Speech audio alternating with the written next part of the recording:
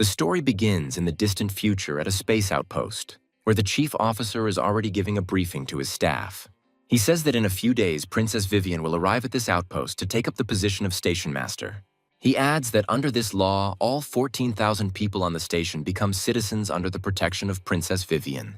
He notes that becoming a direct subject of members of the royal family is a rare opportunity, when suddenly someone raises their hand. He immediately turns around and asks who dared to interrupt his performance, and his gaze becomes very angry.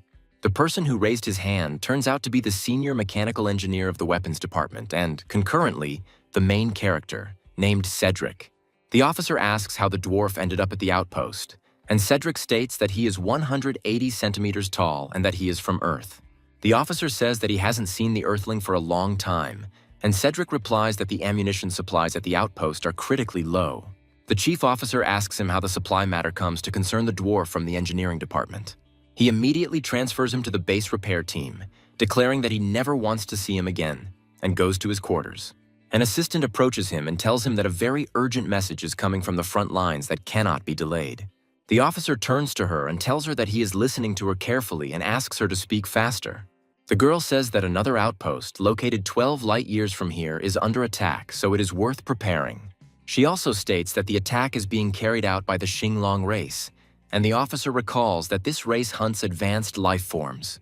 He notes that there is no need to worry yet, since there are at least 8 outposts within a 12 light-year radius, so they are not currently in the queue. He also recommends keeping this information secret, because the princess should not find out anything to avoid unnecessary problems.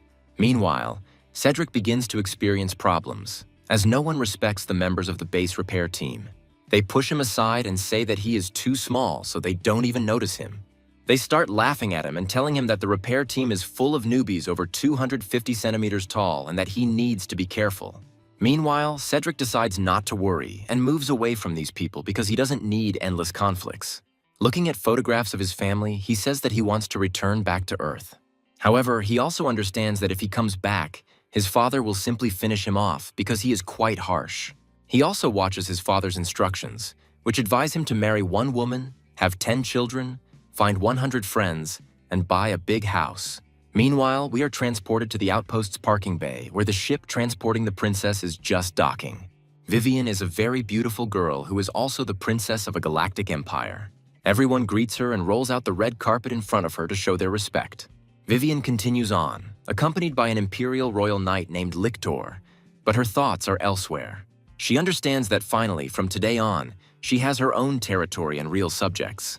She notes that she also has the legal weapon of a princess and that today, she becomes one of the few with real power. The lictor says that this is not the imperial capital, so one must watch one's words and behavior here to avoid getting into trouble. Vivian says that she knows this perfectly well and that she doesn't need reminding, and then slips and falls on her face. The lictor asks her if everything is all right, while she hopes that no one sees this shame. Cautiously rising to her feet, she says that it is very painful and that she does not understand how she is stumbling. Turning her head, she sees a small bag and tries to figure out who could have left their junk in this passage. The lictor watches Cedric and suggests that it is quite possible that this strange little fellow is deciding to block the princess's path. Vivian says that the outpost must be full of elites, and Lictor notes that, in terms of height, he is the most primitive Earthling. Vivian comes closer to him and calls him Shorty, then asks him what his name is. Cedric is surprised that the princess is talking to him. He says his name and then asks if she needs anything. Vivian looks at him carefully and realizes that this boy is quite cute, despite the fact that he is short. She asks him whose bag it is, and he immediately says that the bag belongs to him, not understanding why she is interested in this. Vivian tells him that she trips over her and asks him how he will make up for such a misunderstanding.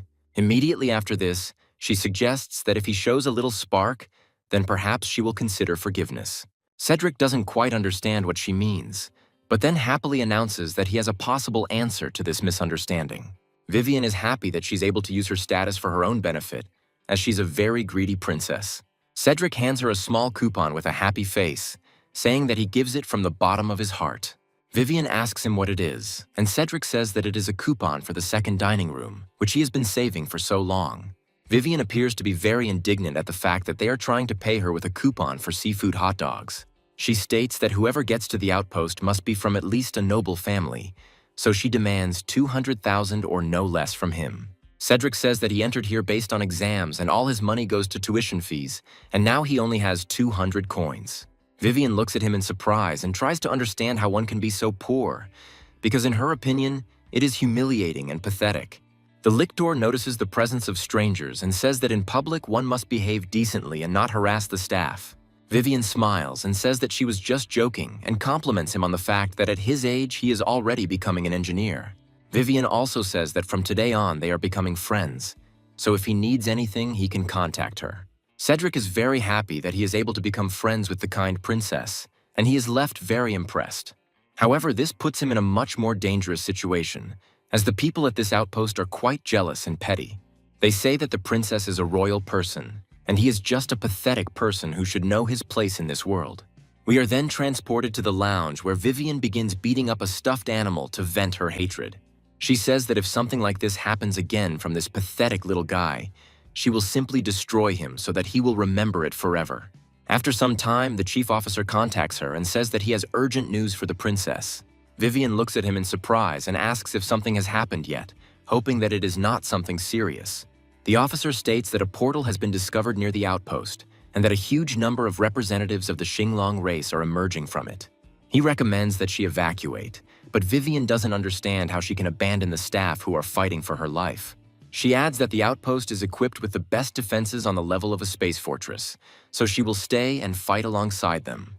The officer ends the communication session and reflects on the fact that he has seriously miscalculated, because these creatures are using a portal. He is informed that a dangerous life form has been discovered, which is most likely one of the kings of this race. The officer walks back and forth and understands that if the king appears here, it means he has a specific goal. He guesses that they are most likely interested in royalty, since for them, star power is a deadly temptation. He immediately calls this princess stupid for assuming that such a fortress could stop these creatures. Once upon a time, this was truly the most secure fortress in the empire, which was impossible for anyone to breach. But, unfortunately, for 100 years it has never been attacked, so everything that is here has been stolen, and now it is just a shell. The chief officer immediately addresses the staff and orders the self-destruct procedure to be activated and evacuation to be prepared. In response to questions about the princess, he says that she heroically dies protecting the staff. He also states that they are all involved in the thefts, and if this is discovered, they will either be executed or sent to prison. In the nearest star system around the outpost, the concentration of powerful forces continues, and King Xinglong is already appearing on the horizon. In appearance, it looks like a humanoid dragon, and from a distance it can be confused with a man in specific armor. The lictor orders the soldiers to form up, stating that they will not allow these creatures to approach the outpost. The fighters follow him and say that no matter what the cost, they will stand in defense of the royal family and the honor of their lineage. King Xinglong, meanwhile, licks his lips and says that there is an incredibly delicious source of star power here. He gives the command to his fighters to enter the battle, and he himself destroys several opponents at once with one blow. The lictor asks them why they are standing still and emphasizes that they need to urgently deploy a fire network. They tell him that there is no ammunition in the guns and the spare magazines are also empty, so they literally have nothing to shoot with. The lictor tries to understand whether this outpost does not have normal weapons and realizes that this is suicide. The lictor assumes that the officer is well aware of the corruption that is going on here and is most likely responsible for it. The soldiers retreat and say that at this rate the princess is in danger much faster than they expect. King Xinglong, meanwhile, continues to fire energy beams and swing his weapons to destroy his opponents. He notes that it is just a pile of scrap metal, and he needs to find out where the chosen one, for whom he comes, is hiding. After analyzing the surroundings, he finally picks up the energy signature emanating from the princess.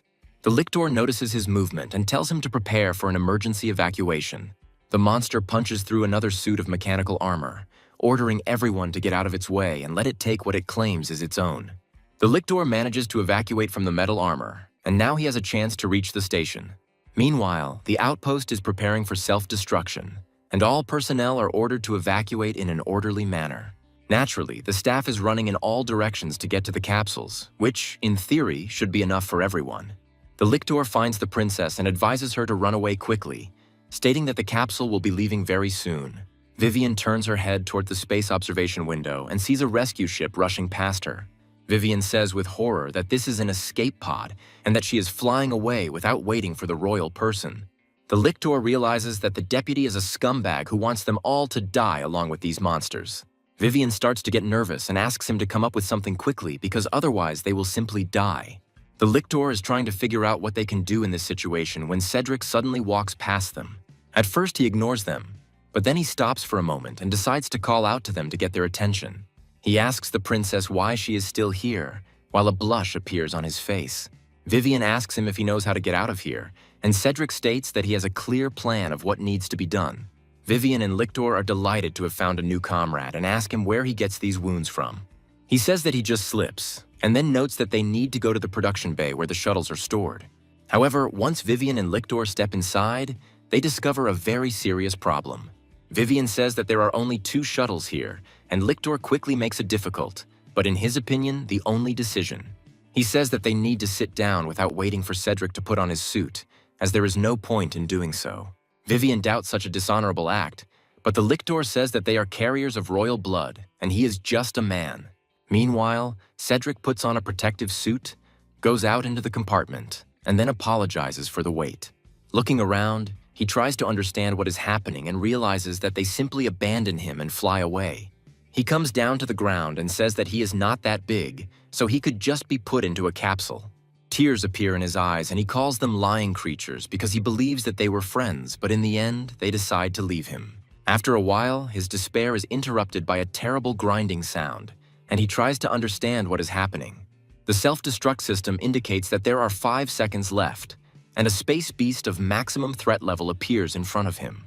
Meanwhile, King Xinglong continues to approach the space station and tries to figure out where the girl is. The lictor flies away to escape, hoping that they can find refuge at another outpost. Vivian looks sadly at the station and realizes that the short guy who remains there does a lot for her. Meanwhile, the chief officer is happy that he is able to avoid responsibility and accusations of corruption. Cedric finds himself in the worst situation of all as a giant dragon tries to swallow him. Moments later, a powerful explosion occurs, scattering deadly cosmic dust for many light years. Cedric sees a strange light, as if he were falling into some kind of abyss, and tries to understand what it is. At first, it seems to him that this light is the path to heaven, but after a few moments, a second flash appears. He looks around and tries to understand why there are 2 light sources here and which one he should choose. After thinking for a moment, he remembers that he has never heard before of there being a choice between 2 different places in heaven. After this, he smiles and says that in this situation it doesn't matter to him at all, since he believes that he is simply dying. He decides that it is wise to choose the brighter option, as he believes it will be much safer. He begins to swim forward, and gradually a large flash begins to engulf him and pull him inside. Cedric looks around and wonders why it's getting so dark around him, hoping that someone will answer him. As he gradually moves through the space, he discovers that he is touching something soft, and it begins to resemble a lid. Lifting this lid a little, he suddenly finds that a beam of light is pouring onto him, so he moves even further. Gradually, the light becomes so bright that it even blinds the hero a little, but this does not stop him from crawling forward. Looking around, he tries to understand where he is, since the place he finds himself in resembles some kind of honeycomb. He also discovers that he is wearing some strange clothes and that he seems to have multiple arms. Feeling his head and body, he finds antennae and wings and assumes that he has simply turned into a bee. He cheerfully talks about the need to look for nectar and adds that, like a happy, hard-working bee, he gets down to business.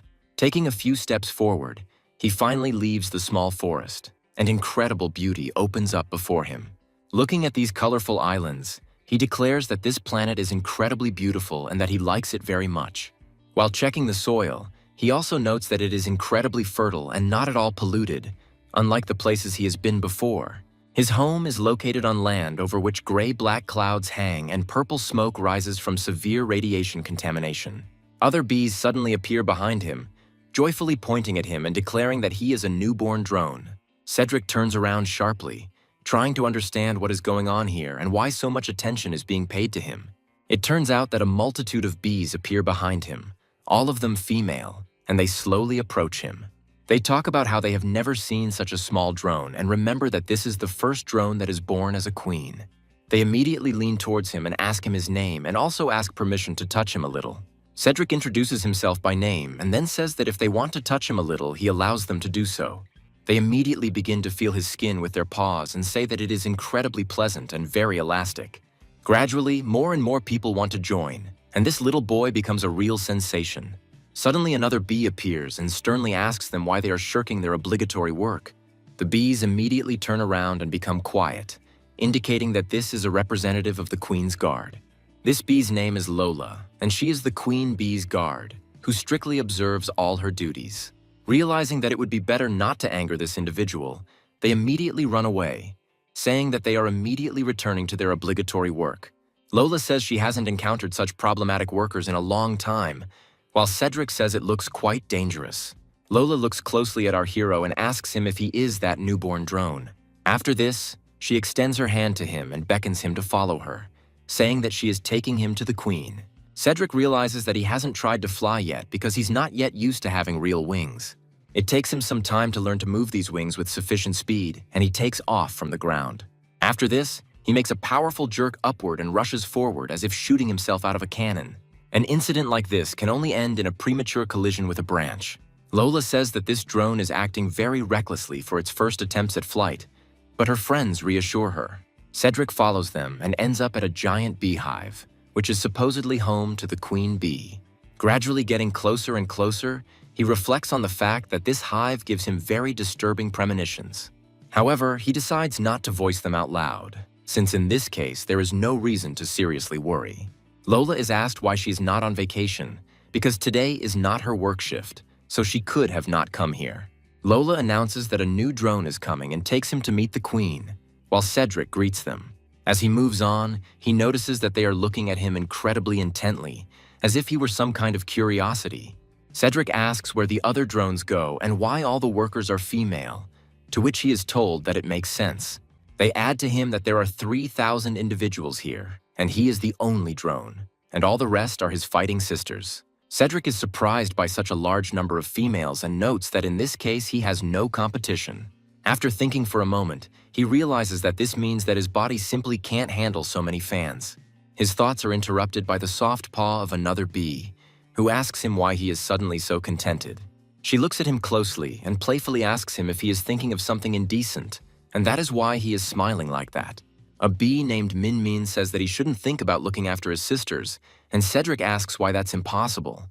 Another bee named Man Man states that only the Queen has the active ability, and drones are intended for other queens.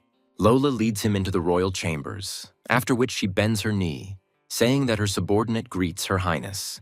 The Queen Bee asks her what's going on, and Lola tells her that a drone has recently appeared and that she is bringing him to meet him. A Queen Bee named Hanny looks at her subordinate with a smile and says that she is very grateful to her for her service. Cedric looks at the Queen and says that he has never seen a more beautiful creature in his short life. He realizes that this queen is his mother in this world, and notes that she looks incredibly huge. Hanny notices his surprised look and asks him what is going on, trying to find out the reason for his confusion. Cedric looks at her with an almost loving gaze and says that his mother is incredibly beautiful. Lola says that he should address the Queen formally and asks if they don't teach him anything in the incubator. Hanny says that there is no one else here and adds that the baby is a real charmer and that she likes him. After this, she invites him to her place and says that he should sit next to the throne in order to spend time with his mother. Cedric asks her why he can't call her mother, and Hanny replies that it's against the law. She also says that they are the rulers of this heavenly island and must maintain their dignity, and Cedric remembers this. She also talks about how she was once a simple worker bee, but luck smiles on her because the former queen chooses her. She also states that all the bees here are his relatives and recommends that he get along well with the others. After this, she turns to Lola, Min Min, and Man Man and says that they should look after him and raise him. Lola bows her head and says that they are making him into a model drone, promising amazing results. Hanny says that Lola is their most skilled warrior, so he has a lot to learn from her. After some time, they enter the residential sector, and Lola explains that all the protected individuals live here. She adds that thanks to their patronage, this place becomes the safest on the entire island. Flying further, they reach the living cells of the hive, in which many bees spend their days off. Lola states that his rank is still low, so he shouldn't even think about leaving this place until he gets at least 1 star. She also states that outside there is a dangerous field where wild tribes and the laws of the jungle rule. She walks him to his room and tells him that he should not leave this place and should learn useful things. She also states that he will receive food regularly, so he need not worry about his survival. After some time, she says that she needs to give it to him and turns to her subordinates to carry out this order. Man and Min hand him a small cage and happily tell him that this is an incredible gift for him. Cedric looks at what's inside in surprise and assumes it's a pet, but they just grin. They add that this is food that is very nutritious and insanely expensive, so he must eat it without leaving anything behind. Cedric looks at his comrades and asks them why they eat insects, since they are bees, who do not do that. Lola says that the breeding department representatives are completely relaxed, releasing such unprepared males. They tell him that they are not bees, but hornets, and that they do not produce honey at all, unlike other honey-producing insects. Cedric remembers this and reflects that it now explains the strange shape of the hives he finds himself in. They tell him that they live next door, so if he needs anything, he can safely drop in on them. Cedric watches them go with a surprised look and tries to figure out what to do, because he doesn't really want to eat this insect. Entering the room, he carefully examines it in order to find out in what conditions he will have to live further. He notes that the conditions here are completely primitive and there is no technology, as if he were entering the Middle Ages on Earth. After this, he reflects on how the very transformation into a hornet seems like a dream to him and something completely unreal. Lying on the bed, he says that since he is here, he needs to get the most out of his life. As soon as he opens his eyes again, he finds himself in his old body, but in a different space. This space is the very place he is in before, when he thinks he is being thrown into heaven. However, this time, a bright flash of light appears behind him and begins to pull him inside. Cedric has no strength to resist this pull and inevitably falls down. He finds himself in a monster graveyard and wonders if he's being reborn and how he ended up here. He slowly begins to crawl out, and this time he finds himself returning to the world he came from. The giant monster that eats him apparently dies in a powerful explosion, and his body is carried away to some planet. Cedric jumps out of there to avoid being digested or getting some serious infection. He finds that his left arm is being bitten off, but the suit's emergency bleeding control is activated. Now he understands that he needs to carry out urgent disinfection, since he has another wound on his leg. To do this, he quickly gets to the nearest source of firewood and uses the magnifying glass of the spacesuit to start a fire. His wilderness survival skills greatly help him overcome any troubles. After he gets a small fire going, he decides that he needs to boil the bandages to increase their sterility. He also takes a hot stick and realizes that since he has no medicine, he has only one way. He presses the stick against his wound with all his might to cauterize it and stop the spread of the infection. After enduring this for a while, he falls to the ground, realizing that this was an incredibly painful decision. After this, he decides to take a walk and reflects on the fact that the entire valley is littered with the carcasses of monsters and that they all died in the explosion. He also cannot believe that he survived such a detonation and suddenly slowly turns around. He tries to understand why it suddenly became so dark and does not immediately realize that they are preparing to crush him. Fortunately, the instinct for self-preservation still takes over his body, and he manages to jump to the side. A space monster weighing 180,000 tons and about several tens of meters high appears in front of him. Cedric realizes that this creature is incredibly huge, and he has never seen anything even close to its size. This monster's comrades fly up to him and ask him what happened and why he suddenly stopped during his walk. The monster looks down cautiously and says that he thought he felt something small run across his legs. And the other monster says that it is not an important problem now since they need to find raw meat for the Dragon King. Cedric listens to them attentively, but still does not understand what exactly they are discussing and what the Dragon King has to do with it. Meanwhile, one of the dragons uses its tail to pick up the dead creatures that did not survive the explosion. Cedric tries to figure out if they are transporting the bodies for something very important, or if this is just their cemetery cleaning procedure. However, he realizes that this may be his only chance to get out of here relatively unnoticed. One of the monsters tells his comrade that they have almost collected the required number of corpses and they need to hurry. After they take out the last monster and fly into the air thanks to their giant wings like an airplane, these creatures look like true giants, and in this land of dragons they are clearly the apex predators. Cedric happily settles into the body of one of the dead monsters and is glad that he has finally left this cursed place. He also decides to take a good look around to understand what specific planet he has ended up on and what he should do. The conclusions turn out to be disappointing since he learns too quickly what this strange planet is. This planet is a nest of monsters, in which there are no traces of human life, and therefore no chance of salvation. Meanwhile, the monsters are heading towards a giant volcano, inside which one of their bases is probably located. Having risen high enough, they fall down like stones to be hidden behind a giant layer of volcanic dust. Once they reach the bottom, they throw the collected monsters into a giant pile that must be disposed of to prevent it from going bad. Cedric is thrown out of the giant monster's mouth by a powerful blow, but he is too small to notice. Cedric lands on the stone floor and realizes that he could have broken bones, but fortunately nothing of the sort happened. Meanwhile, the monsters turn to the giant turtle and tell her that she must begin making the king's soup. The giant turtle heads towards Cedric, hoping that she doesn't notice him in any way. The turtle says that these products are incredibly fresh. This time, the soup will definitely suit the Dragon King's taste. Cedric suddenly finds himself right in front of this turtle and assumes that it is all over for him, because he did not hide well. However, fortunately for him, this turtle turns out to be blind, so he is simply not noticed due to his small size. Cedric realizes that he's very lucky that this turtle has lousy eyesight, so it's time to run away as quickly as possible. Meanwhile, the turtle says that a couple of minutes in boiling water, and the dish with these ingredients will be ready. He begins to chop up all the ingredients that were brought to him into meat, all the while maintaining a strange smile on his face. Cedric, meanwhile, joyfully leans his hand on the nearest obstacle and stops, glad that he has broken away.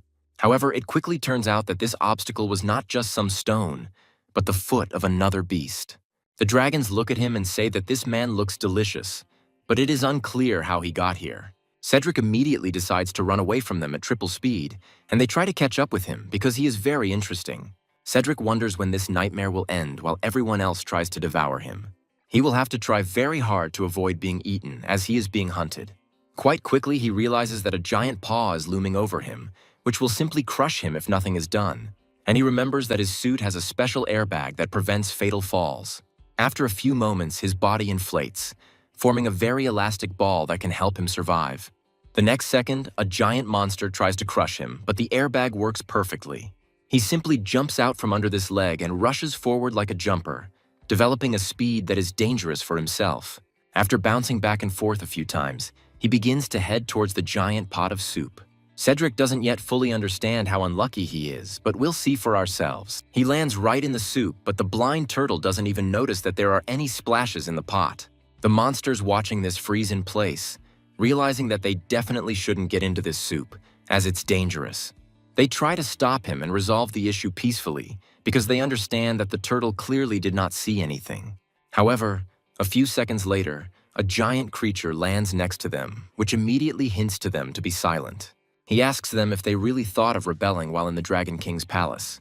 The dragons understand that it is better not to argue with this creature and say that they saw a man fall into a bowl of soup. The giant dragon immediately begins to beat one of them so that he immediately shuts up or gives up the ghost. He adds that he is just a pathetic man, after which the others realize that they do not want to repeat the fate of their fellow man. After this, he angrily orders them to get out of here and never return until they are called. After everyone else has fled, this giant creature is left alone with its own thoughts. He remembers trying to help the Dragon King and asks him why he headed towards the explosion. The king says that he simply could not miss the chance that only comes once in a lifetime. He looks at Vivian, who is passed out, and says that once he absorbs her star power, everything will be different. His giant bodyguard asks him what he is doing, and the king states that they need to guard him until he recovers. Meanwhile, the turtle brings a bowl of soup to a special chamber, inside which the Dragon King is being restored. The turtle turns around and says that the work for today is finally finished, and now his old bones can rest. However, all this time, he does not notice that Cedric has entered a special vessel where the king has been recovering all this time. Cedric notes that he is too tired, so he needs to give up his worthless life, because he still received serious injuries. After some time, he falls asleep and wakes up again in a world where he has turned into a small drone from a swarm of hornets. Cedric checks himself to see if he's fallen asleep and pinches his cheek as hard as he can. He immediately feels incredible pain and understands that he is definitely not sleeping, because otherwise he would have woken up right away. Cedric comes to the conclusion that both bodies are real. When one loses consciousness, he wakes up in the other, and therefore this is not reincarnation. Smiling, he comes to the conclusion that in this case he somehow ended up with two bodies. After laughing a little, he wonders if this means that he is the chosen one and that now something depends on him. After thinking for a while, he finally comes to the conclusion that the human body has probably already died because of the place in which he fell asleep. He begins to dance and spin in different directions, saying that surrounded by beauties, this is his true place. After this, he feels his stomach begin to rumble and says that he has not eaten anything since he woke up. He looks up and discovers that he has the cage that the moth has been in all this time. Cedric carefully opens the lid and says that it's time to see what goodies are inside. The moth immediately starts asking him not to eat it, and Cedric didn't expect that the moth could talk. Smiling, he tries to eat the moth, saying that since he is here, he needs to follow local customs. However, he quickly realizes that this moth tastes like raw shrimp. He quickly begins to spit out what he managed to bite off and says that it is incredibly disgusting. The butterfly is indignant that he is on the verge of death, and at the same time he was called disgusting, which further offends him. Cedric opens the door and says that he will not eat the moth, and that it should cry somewhere else and not make noise. He understands that he is free and can run wherever he wants. However, almost immediately other balls pay attention to it, indicating that they haven't seen the moth for a long time. They approach it, lick their lips, and say that it looks incredibly delicious. The butterfly realizes that he needs to get back to where he just ran out from as quickly as possible and starts to bang on the door. Cedric opens the door with an air of importance and asks why he should let him back in because of that moth. He immediately hugs him by the leg, calls him a kind insect, and asks if he can walk him home. Cedric says it's too much trouble. He's starving and needs to fill his stomach urgently. He asks him why he ran so far away, while the moth states that he can offer pie. Cedric says the pies are delicious and asks where they are, to which the moth says they need to go to his house. After a while, they get outside the residential area, and Cedric says that he is already hungry. A giant red bread flower, and his eyes immediately light up before he offers the flower to Cedric. He also states that it is quite a long walk home, so he needs to grab a bite to eat to get some energy. Cedric says that the man is sweet, so his stomach is much better, and that next time he will eat them too. The butterfly says that the house ahead is his home, and that soon Mr. Cedric can try his pies. Cedric asks him if he loves his sister. He replies that his sister is the most precious thing to him. As they get closer, they discover this moth's sister addressing another insect. This insect is a mud wasp, who says it is too late to bring back her brother. She adds that his brother was sold a long time ago and is most likely already in the belly of some lord. Cedric says that this is very cruel to other insects, but the moth runs to its sister. He immediately asks her if she's okay, and the butterfly's sister asks him what happened to him. He calls her Chiana and tells her that there is nothing to be afraid of since he is now completely safe. Immediately after this, he turns to the mud wasp and says that this is his home, so she must leave here. Mud Wasp says she remembers exactly how she sold him and is trying to figure out how he managed to survive and come back. She also states that he is food and should know his place, as escaping this fate is a serious crime. Cedric realizes that if nothing is done, things will end badly, and stops the mud wasp. He takes a few steps forward and says that it was he who brought the little moth back of his own free will. He proudly declares that if they have any problems, they should bring them to him, and gives his name. The mud wasp takes a few steps away, realizing that she doesn't want to get into trouble with the hornet tribe. Moth immediately begins to thank his savior for his help, and Cedric declares that he can call him by his name. Suddenly, the mud wasp falls to her knees and says that she didn't know that this was Mr. Wasp's friend and asks for forgiveness. Cedric asks why the mud wasp is on its knees, and it looks back at him in surprise. The kid says that the hornet tribe is one of the rulers of the Sky Island, and no one dares to contradict them. Cedric says that this little butterfly is his friend, so he can't be hurt anymore. The mud wasp turns around and promises not to do it again, then walks away, trying to figure out how this is possible. After some thought, she realizes that this male hornet is not accompanied by worker bees, meaning he must have sneaked out. Her eyes flashed mischievously, realizing that this was a stunning surprise that she would be ashamed not to take advantage of right now. Meanwhile, we are transported to the Sky Island residential complex as Min Min and Man Man make their way to Cedric's house. Looking out the window, they are very surprised that their new friend is not there, and it is as if he has disappeared somewhere. Lola, meanwhile, continues to look at the ground and says that this idiot probably ran away somewhere. She angrily states that this boy still ignored her words and ran outside the city. Cedric is visiting the moths and says that the pies they make are incredibly delicious. He also adds that each pie has a unique flavor and Chiana cooks them just perfectly. However, he says that these pies sometimes taste a little bland and that adding a little meat would be perfect. Chiana and her brother are very surprised when their savior suddenly demands meat in one form or another. Baby Butterfly says that brother Cedric has been very kind to him all this time and even refused to eat him. After this, he declares that even if he has to cut off his own flesh to repay the kindness, he will do it. Cedric immediately clears up the misunderstanding and throws away the knife so that this little one, God forbid, does not injure himself. He reassures him by saying that there must have been a misunderstanding and he was simply too nervous.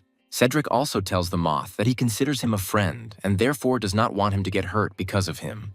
Suddenly, a mud wasp comes to them and says that it all looks incredibly touching. Cedric looks at her in surprise and asks why she came back here if he asked her not to show up here again. Mud Wasp says she just wanted to invite Mr. Cedric to visit their tribe's territory.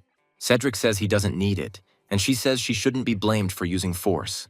She turns to her ally, the longhorn beetle, and asks him to capture Mr. Hornet and deliver him to the right place. Cedric tells his comrades not to be afraid of anything and not to interfere with him, as he will deal with him himself. Meanwhile, the longhorn beetle rushes forward, hoping to capture the hornet almost instantly. Cedric replies that on Earth he is a master who can deal with 10 opponents at once with one hand. He easily dodges his opponent's first blow and prepares to counterattack.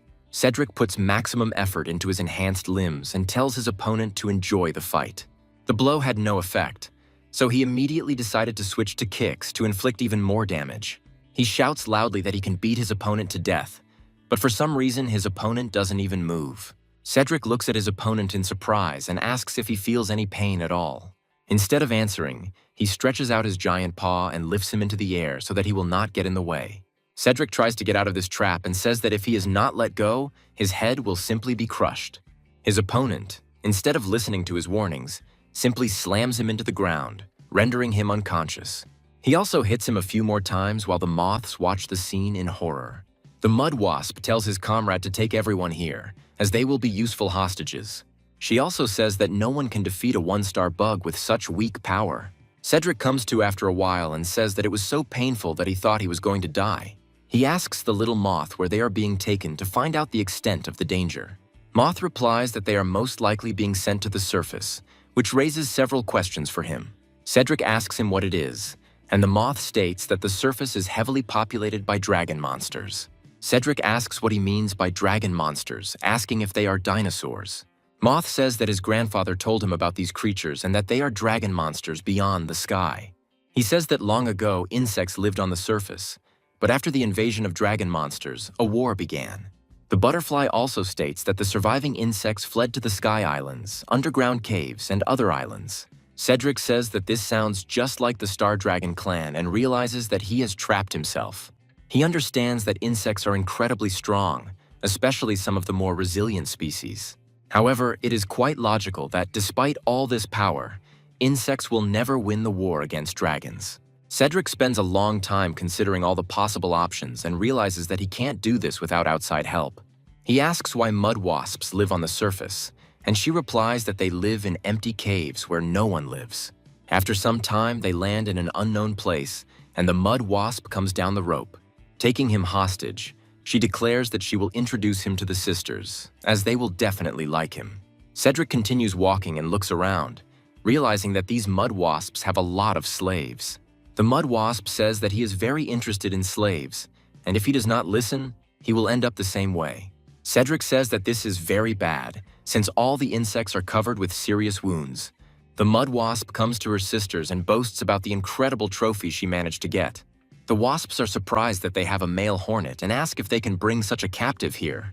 She replies that he secretly escaped from the city on the Sky Island, and that she caught him and 2 moths, so there will be no problem. She also says that if mated with this male, a queen with the strength of a king can be produced. Cedric asks who would want to mate with her, adding that she might not even dream of it. The mud wasp almost immediately hits him in the face to calm his ardor and show him who's boss. She also states that they have plenty of time to teach him a lesson, so he will beg for it himself.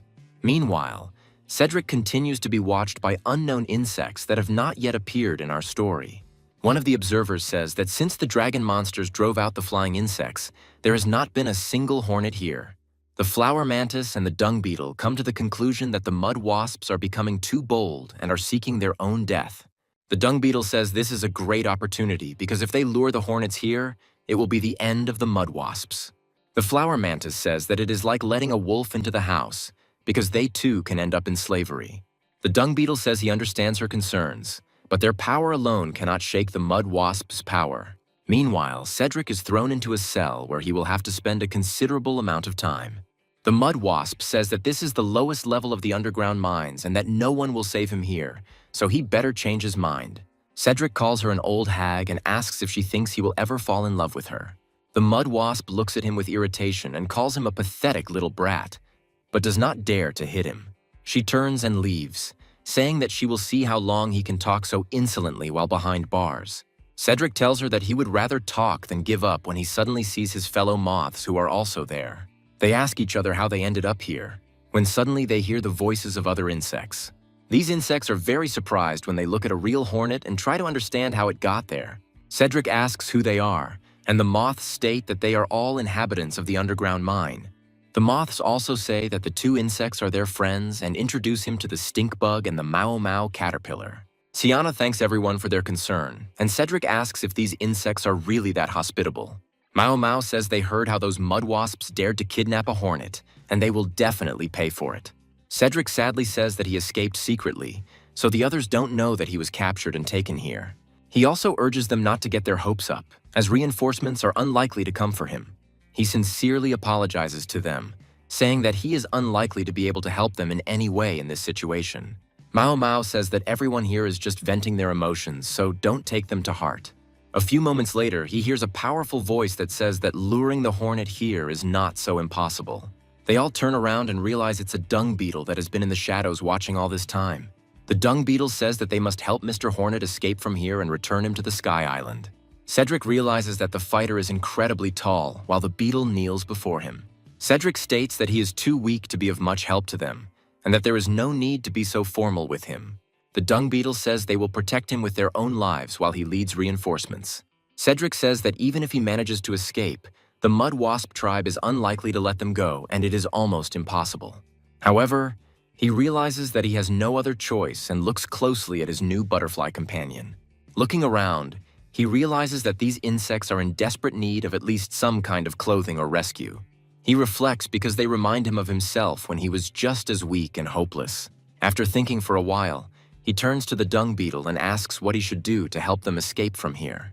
After a while, they are transported to the exit platform of the underground mine, where two guards are talking to each other. Some of the guards are discussing how they managed to get hold of a male hornet, which means the sisters are very lucky. The dung beetle says that the flower mantis is incredibly strong and they must take this chance to escape. Cedric immediately greets her cheerfully in order to establish diplomatic contact and close interaction. The flower mantis says that she will take care of him, adding that the future of all the insects in the underground mine depends on him. The dung beetle bids them farewell, saying that he will move in another direction to distract the enemies. He causes a real pogrom, thanks to which they manage to slip past some of the guards unnoticed. The flower mantis says there are 30 guards at the exit, and the dung beetle lured out about half of them, which is already good. She adds that these wasps react instantly, because as soon as they notice something is wrong, they will be surrounded. Cedric realizes that he needs to stay as close to his ally as possible, and he realizes that it won't be easy because she's very fast. Meanwhile, the flower mantis conducts reconnaissance in force and ends up next to several guards. They wonder what this strange beetle is and order her to leave the watchtowers immediately. The flower mantis immediately rushes forward and strikes several times with its sharp limbs. The other guards wonder what is going on here and realize that this is an attempted armed escape. The flower mantis continues to fight them and takes advantage of the fact that her opponents are too slow. Her astonishing speed and deadly blades allow her to destroy one enemy after another without much trouble. There is nothing in this cave that can compare to her, so her progress is quite easy. The flower mantis calls out to its companion to keep up, while Cedric clumsily climbs up onto the ledge. Past the fallen opponents, he realizes that his battle partner is incredibly strong, fast, and deadly. Cedric also asks her why they suddenly stopped, while she begins to count the bodies. After a short pause, she says that something is wrong here, as one opponent is missing. Representatives of the mud wasp tribe emerge from an unknown location and say that, as always, their stomachs are not working at the right time. However, it turns out that this is precisely why he survived this brutal massacre. Realizing that they were under attack, he immediately runs to the bell to warn the others. He shouts loudly that they are being attacked by enemies, after which he begins to ring the bell, alerting everyone else. Flower Mantis and Cedric realize that the situation has reached a critical phase and is escalating dangerously fast, and there is nothing they can do about it. Meanwhile, members of the mud wasp tribe turn to certain insects and ask what is burning here. They also force them to put out the fire while the captives try to talk their way out of it, claiming they were wrong. The wasps say they will not tolerate this kind of treatment, and if it happens again, they will simply kill them. Mao Mao puts on a show and says that they are so unhappy, and the stink bug grabs one of them by the leg in the hopes of saving him. After some time, the soldiers hear the bell and realize that something very serious has happened. They fly into the air and say that we need to head to the underground exit to check everything. The dung beetle tells his comrades that they should not blame themselves for not having managed to detain them, since it is impossible to foresee everything. He also says that if nothing unexpected had happened, the escape plan would have failed anyway as they were discovered. He asks for their forgiveness and states that he will have to face these enemies face to face, since they are the ones who caused all this. However, he states that even if it costs him his life, he will not hesitate, as such a chance only comes once. Suddenly, a butterfly comes up to him and says that he would like them to wait for him a little while. The dung beetle asks him what happened, to which the moth states that he wants to go with them and help the others. The dung beetle assesses his desire to help and notes that he lacks star power, so he will be of little help. Stinkbug and Mao Mao calm him down and tell him that if they go there, they will only cause trouble. The little butterfly says that he knows that he is the lowest creature on the food chain, but he is sad about it. He also says that Cedric never looked down on him, so he has an obligation to help him. He also says that just because he is weak doesn't mean he should just stand by and watch his friend die. Mao Mao and the Stinkbug say they have never heard such an inspiring speech. This inspires them to take further action, and they say they will do everything in their power to help. Other insects also pick up this mood and say that together they can cope. The dung beetle says that he takes back his words, because the little moth is not weak, but a real warrior. Together they link their limbs to cement a new friendship and a shared purpose. Meanwhile, they are transported to the space near the exit of the underground mine. Flower Mantis and Cedric hide from the mud wasps so they can still bring reinforcements. Cedric approaches his ally to ask her something, but she advises him to remain silent. As soon as the patrol passes them, she jumps down and continues to hold her comrade tightly. She reports that reinforcements will arrive again soon, so they need to hurry. She asks Cedric if he is okay, to which he replies that he feels as usual. The Flower Mantis states that they are almost at the end of the passage, so once they get there, they will be safe. Freedom seems almost within their grasp as the bright rays of the sun begin to appear in the distance. However, they are met by the leader of the mud wasps, who asks him where he is going in such a hurry. She adds that she understood everything immediately from the moment the alarm bell rang, so she sent her forces here. She also suggests that this plan was devised by that idiot everyone calls the dung beetle. The Flower Mantis claims he's not a traitor, and the mud wasp queen says the stink bug has learned to snap. The Flower Mantis asks our hero to step aside, stating that she will deal with these enemies herself, no matter the cost. Numerous wasps rush at her, hoping that she will not be able to dodge their powerful blows. However, the speed of this insect is on another level, so she manages to destroy several opponents. Immediately after this, she continues her deadly dance, destroying all opponents who come close. The longhorn beetle comes into play because its shell is incredibly strong and can withstand anything. The Flower Mantis continues to fight him, but understands that she will not be able to penetrate such a shell. She suddenly realizes that things are really bad for her, so she will have to come up with a way to get out. The blow proves too powerful, and the unfortunate girl is thrown aside by the shockwave. Despite this, she still manages to land on her hind legs and maintain her balance. The longhorn beetle continues to try to beat her, landing numerous blows, but she skillfully dodges them. Finally, he realizes that precision weapons won't do the trick, so he starts hitting the ground, creating a shockwave.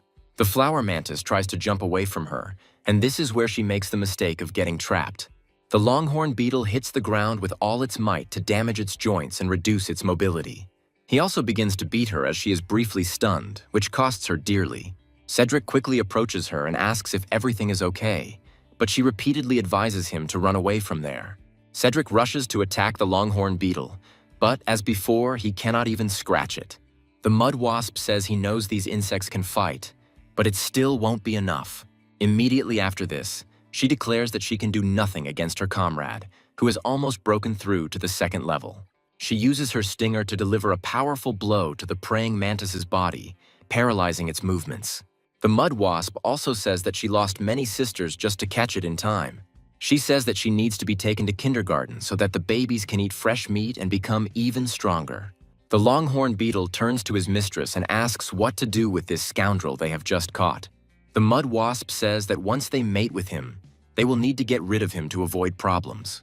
Cedric reflects sadly on the fact that even representatives of the noble species are in such a deplorable state.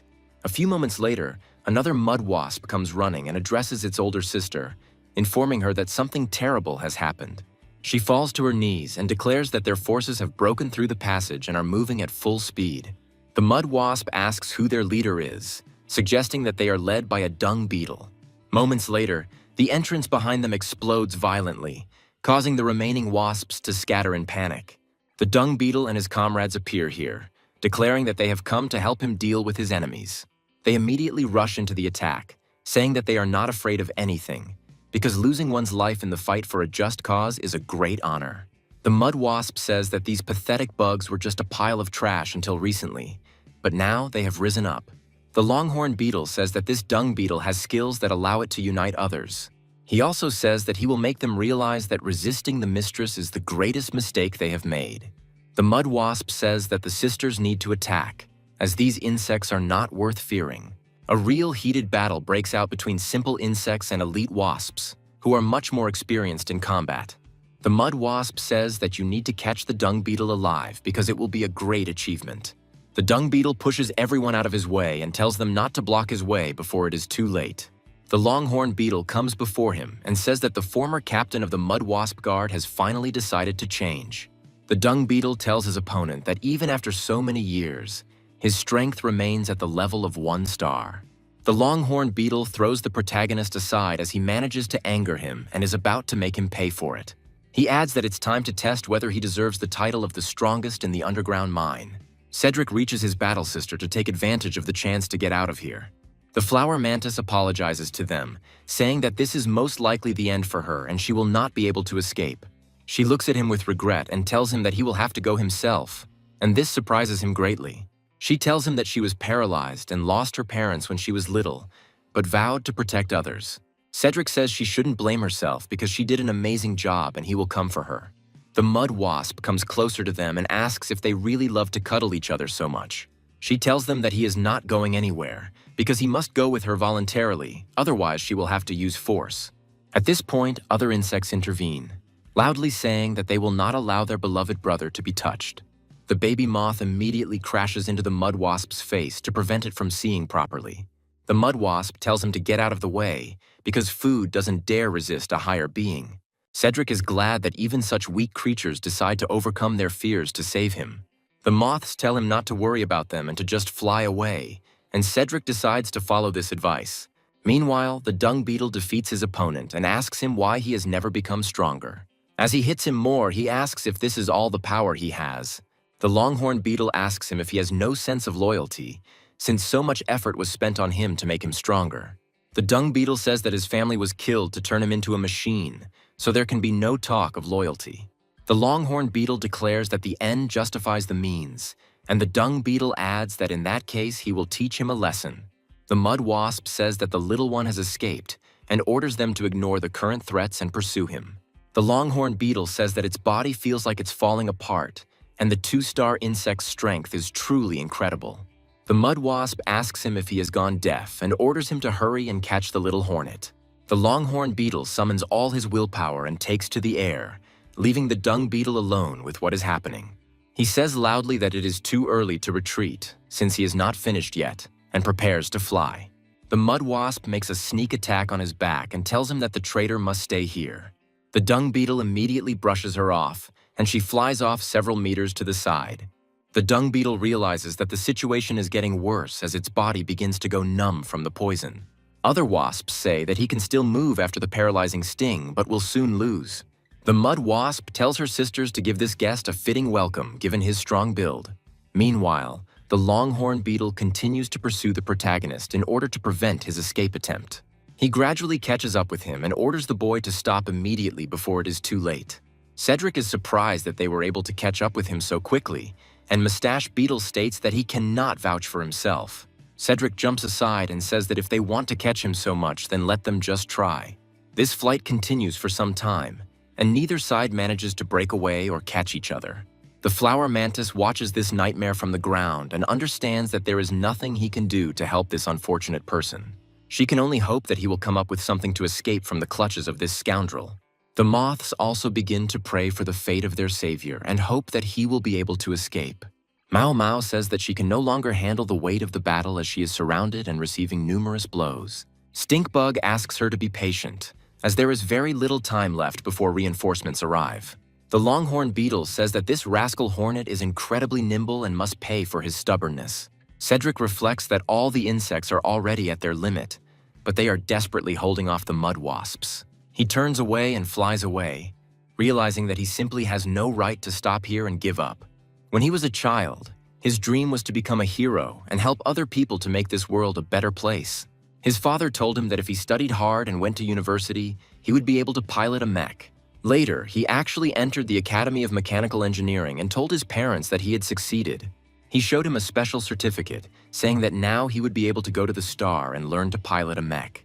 His parents said he had made his father proud and promised to throw a feast for the whole world that evening. However, shortly before his departure, the city in which the monsters and the interstellar transport system were located was paralyzed. His parents spent all their savings to secure him a place on a military railway transport heading for a star. Cedric asks them how they will survive, considering they have no more money and their house is destroyed.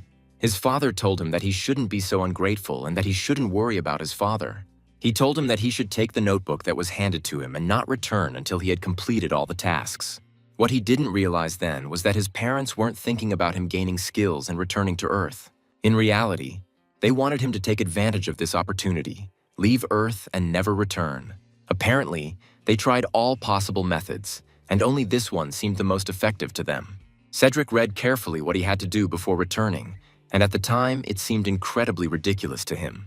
Life on the star was hard, and his parents were his only motivation to keep going no matter what. Cedric adds that this is a time travel story, which means there must come a day when they will finally be reunited. The longhorn beetle suddenly appears next to him and says that it is all over for this little hornet. Taking good aim, he powerfully hits him across the body with both hands to stun him. Cedric falls down, and his pursuers also begin to descend in order to intercept the obnoxious boy.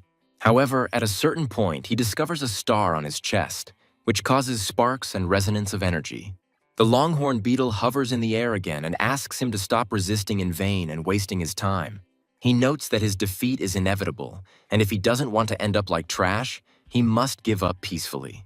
Cedric remembers the moment when he was among these insects and made them a promise. Cedric remembers that he agreed to protect all those unfortunate insects who were unjustly captured.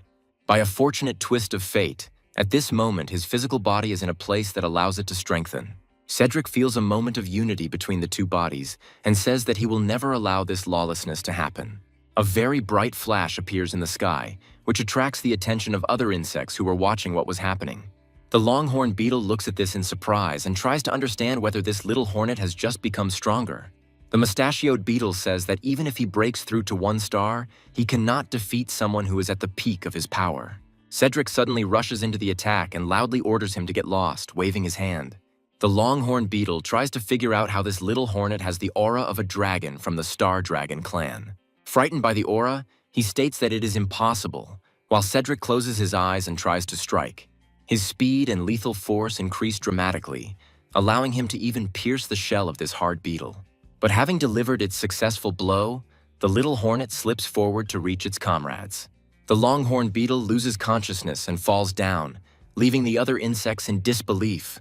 The flower mantis happily says that somehow the little hornet was able to defeat the longhorn beetle. The butterflies say that their brother is amazing, and this is incredible because a real miracle has happened. The mud wasp is also trying to figure out what's going on and briefly loses its attention on the dung beetle. She orders them to follow him slowly to prevent the little hornet from escaping and to wait for reinforcements.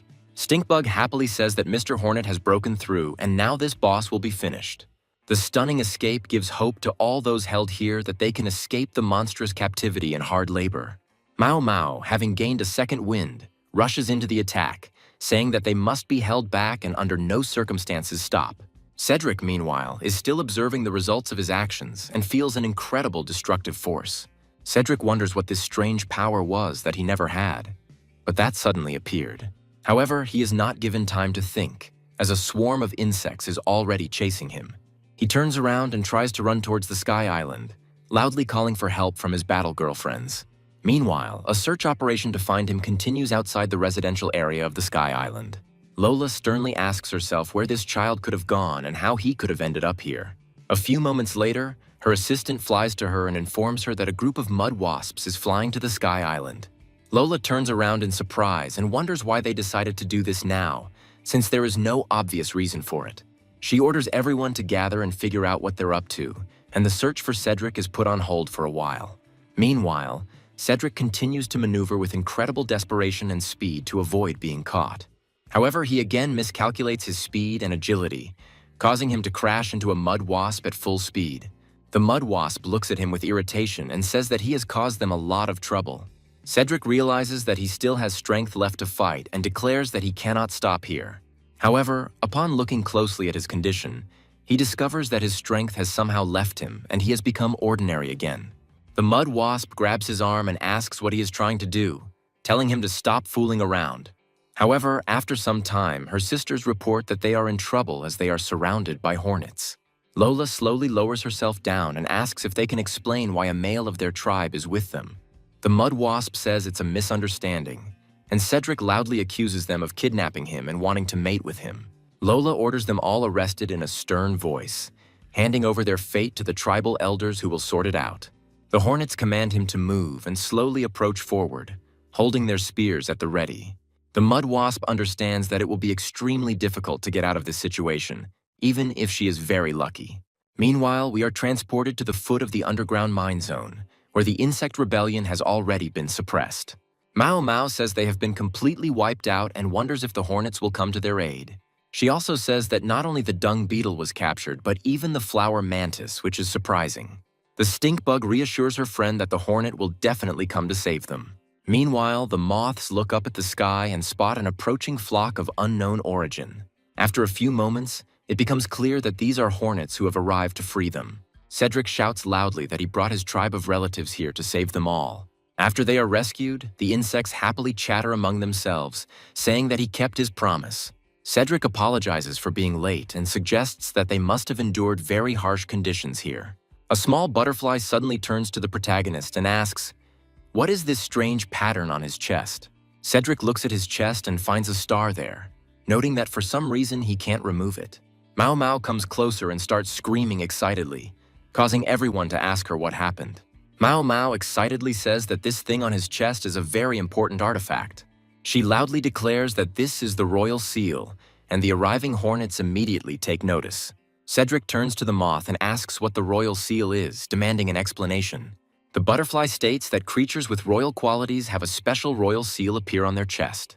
He also emphasizes that there can be no mistake, and that everyone who wears such a seal has unique abilities. Cedric says that if you think about it, the queen bee, who is the leader of the tribe, has a similar mark on her chest. Cedric states that in the hornet world, only females can become queens, so it's strange that a male would have such a mark. Lola takes his head and tells him that the queen is worried about him, so it's time for them to go back. Once in the air, he says that they are not finished yet, as he was ordered not to interfere, but he ignored it. Mao Mao asks his companion if it was really the royal seal, and he replies that there can be no mistake. The dung beetle frees himself from captivity and asks where Mr. Hornet is, saying that he wants to thank him for saving him. Mao Mao tells him what happened and asks what he thinks about the appearance of his own king.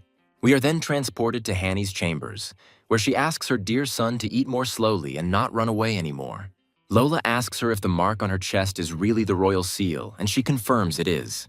She also says that perhaps Cedric has an extraordinary talent, and that is why he was chosen by the universe itself.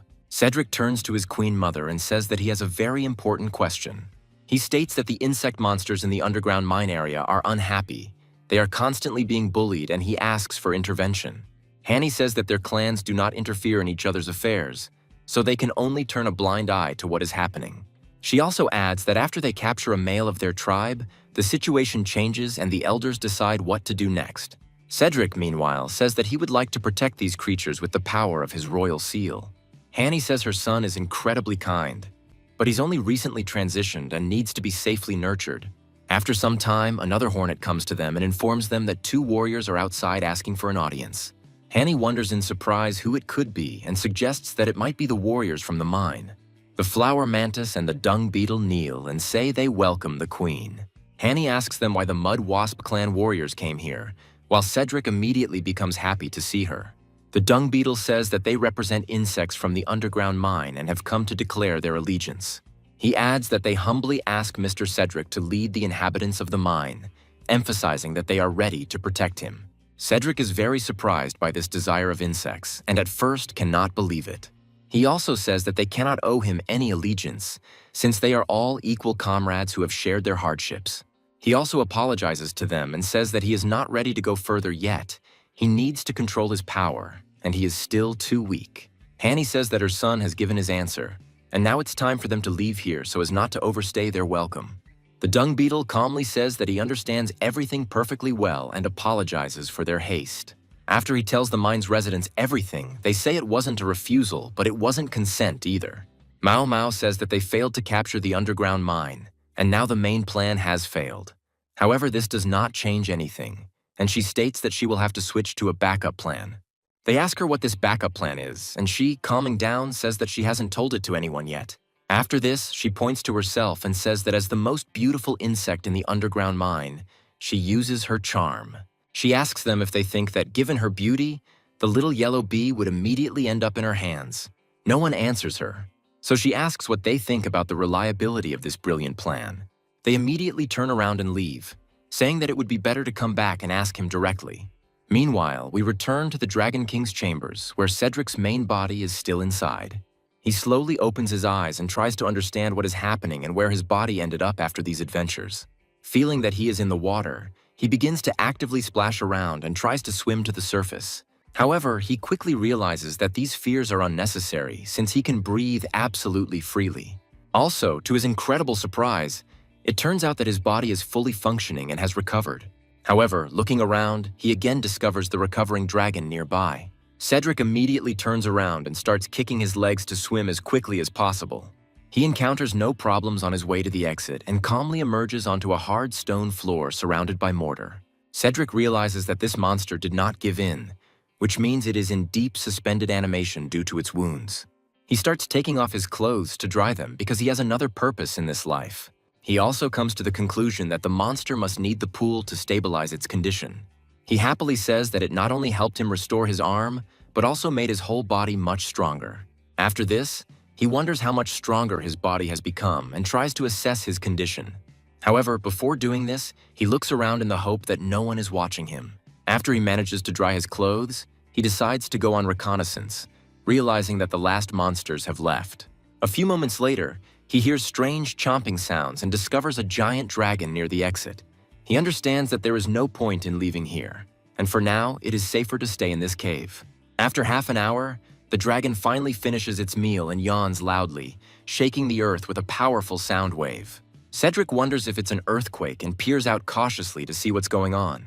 However, he almost immediately realizes that this dragon has simply fallen asleep, and now it is safe to pass by. Cedric decides to act quickly because he realizes he won't get a second chance if he delays. However, he also feels his appetite growing as his body has not eaten anything for a long time, and this meat smells very delicious. Unfortunately, however, the plate is incredibly high up, and he is unable to jump 15 meters high to reach the meat. He looks at the meat with a hungry look and understands that if he had a ladder, there would be no problems.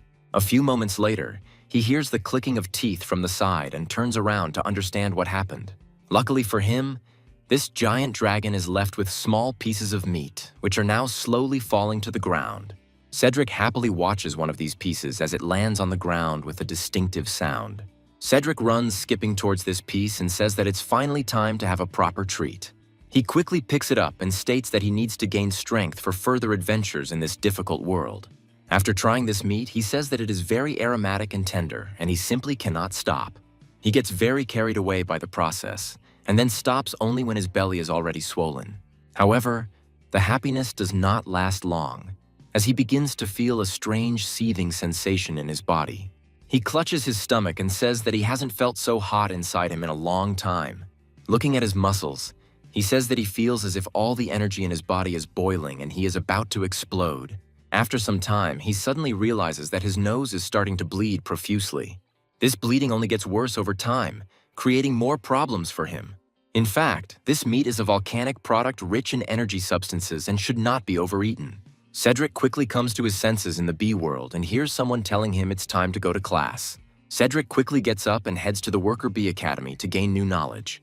Cedric happily says that there are many yellow bees like him here and hopes that he will study with them. Lola says that these bees are getting basic knowledge, and she will train him personally to make him a warrior. Min Min and Man Man warn him that he should be careful, as Lola is known for her sternness. Lola immediately grabs the training stick and asks him why he froze in place, because she's about to start the attack. Cedric realizes he will have to defend himself and jumps back to avoid the blow to his leg. Lola continues to try to attack him and advises him to concentrate to avoid taking more damage. Other bees watching the scene happily report that the little workers are already fighting Lola. The little worker bees watch him and say that this little one is incredibly cool and strong. Man Man is surprised because Cedric is able to confidently dodge all of Lola's attacks. Meanwhile, Cedric wonders why it's suddenly so busy here, since this is his first training session. Trying to fight off his opponent, he delivers a powerful blow that lands very close to her head.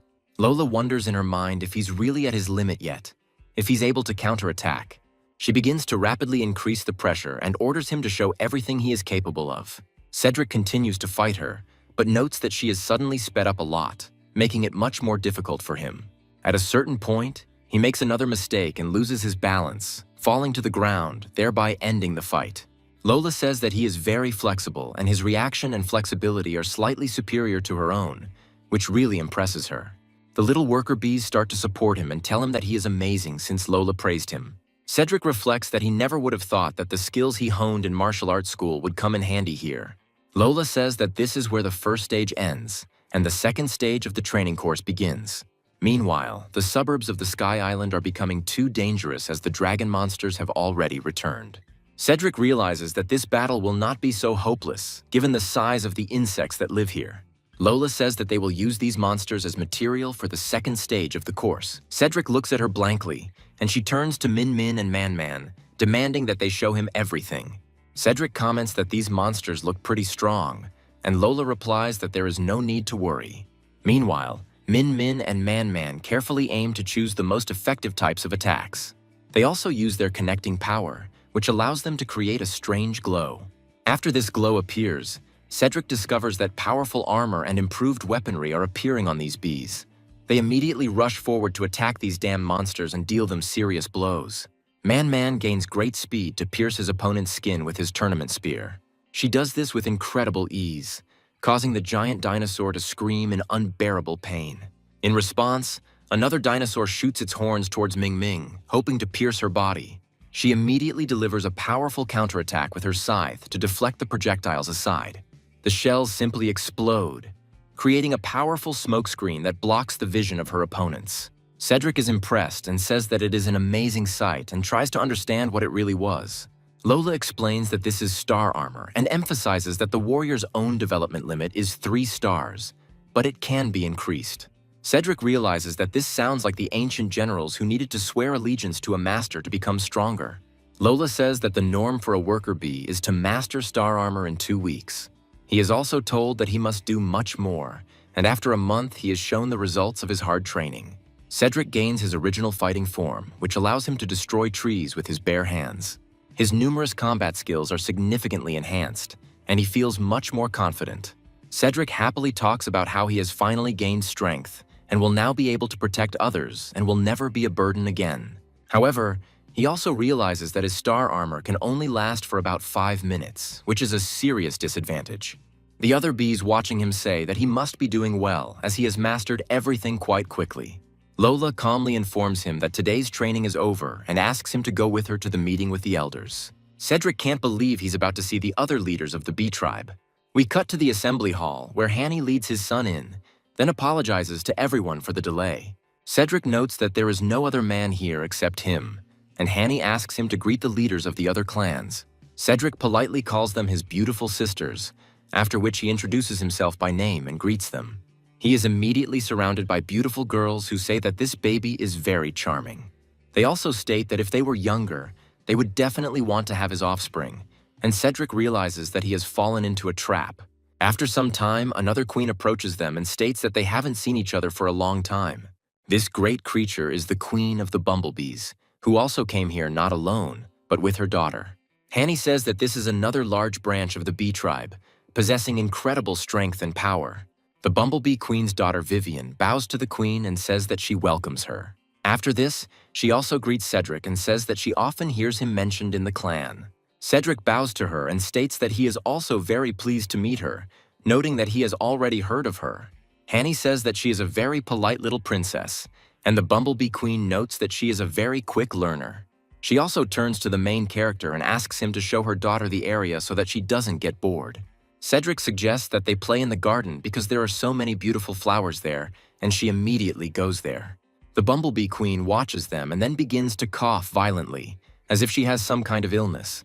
Hanny asks her if it's an old wound, to which she replies that she's gotten used to it. She also expresses hope that Vivian will be able to become a worthy heir before she becomes completely weakened. Meanwhile, we are transported to the meeting room, where the elders discuss the actions of the Mud Wasp clan and hand down punishment. The Mud Wasp speaks of having succumbed to greed, asks for forgiveness, and expresses hope for mercy. However, she is informed that from this day on, the tribe of Mud Wasps is forever banished from the Sky Island. The Mud Wasp asks why the punishment is so severe since she only stole one drone.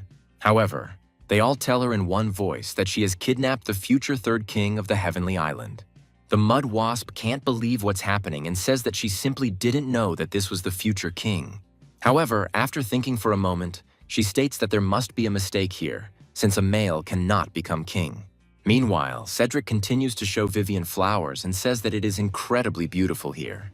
Vivi tries to understand if he really wants to confess his feelings to her after taking her to a secluded place. Cedric shows her a red flower and tells her that it is very tasty so she can try it. Vivian looks at him with slight irritation and mentally assumes that he is just playing hard to get. Cedric tries to understand why she looks angry and muses that children are too difficult to deal with. They decide to play a little, while thinking about each other that each of them is still a child with whom they need to play children's games. Meanwhile, the dung beetle and the flower mantis arrive at the palace entrance and ask the guards to deliver a message. Cedric says that it is Little Moth and his other friends, and Vivi asks how he knows them. Cedric says that they are his friends and asks permission to leave for a moment to talk to them. Vivi allows him to do so, and he immediately flies off to communicate with his comrades in arms. Vivi notes that leaving a royal heir like her for some commoners is a very strange decision. After a while, the rest of the bees fly away, and Hanny is left alone with Lola thinking about something. Cedric comes to his mother, the queen, and addresses her by her title to get her attention. He says that he came to say goodbye to her in order to go on a new mission. Hanny turns around in surprise and asks him what this all means, after which her face becomes worried. She asks him what happened to him and why he addresses her so formally and talks about leaving here. Cedric talks about wanting to start his own territory, and she asks if he really means it. She picks him up and he tells her that this is a decision he made after today. Hanny hugs him and tells him that Cedric always notices other people's pain, and she loves him very much for it. She also states that she knows he always wanted to help his friends, so he doesn't belong here. She says that he is ready to go his own way, and then asks him to come back when he misses her. The dung beetle and flower mantis land next to him to express their intention to protect their king. They say that they came here to help him get to his own territory. Hanny blesses him for his further journey and tells him to take care of himself and not expose himself to unnecessary danger.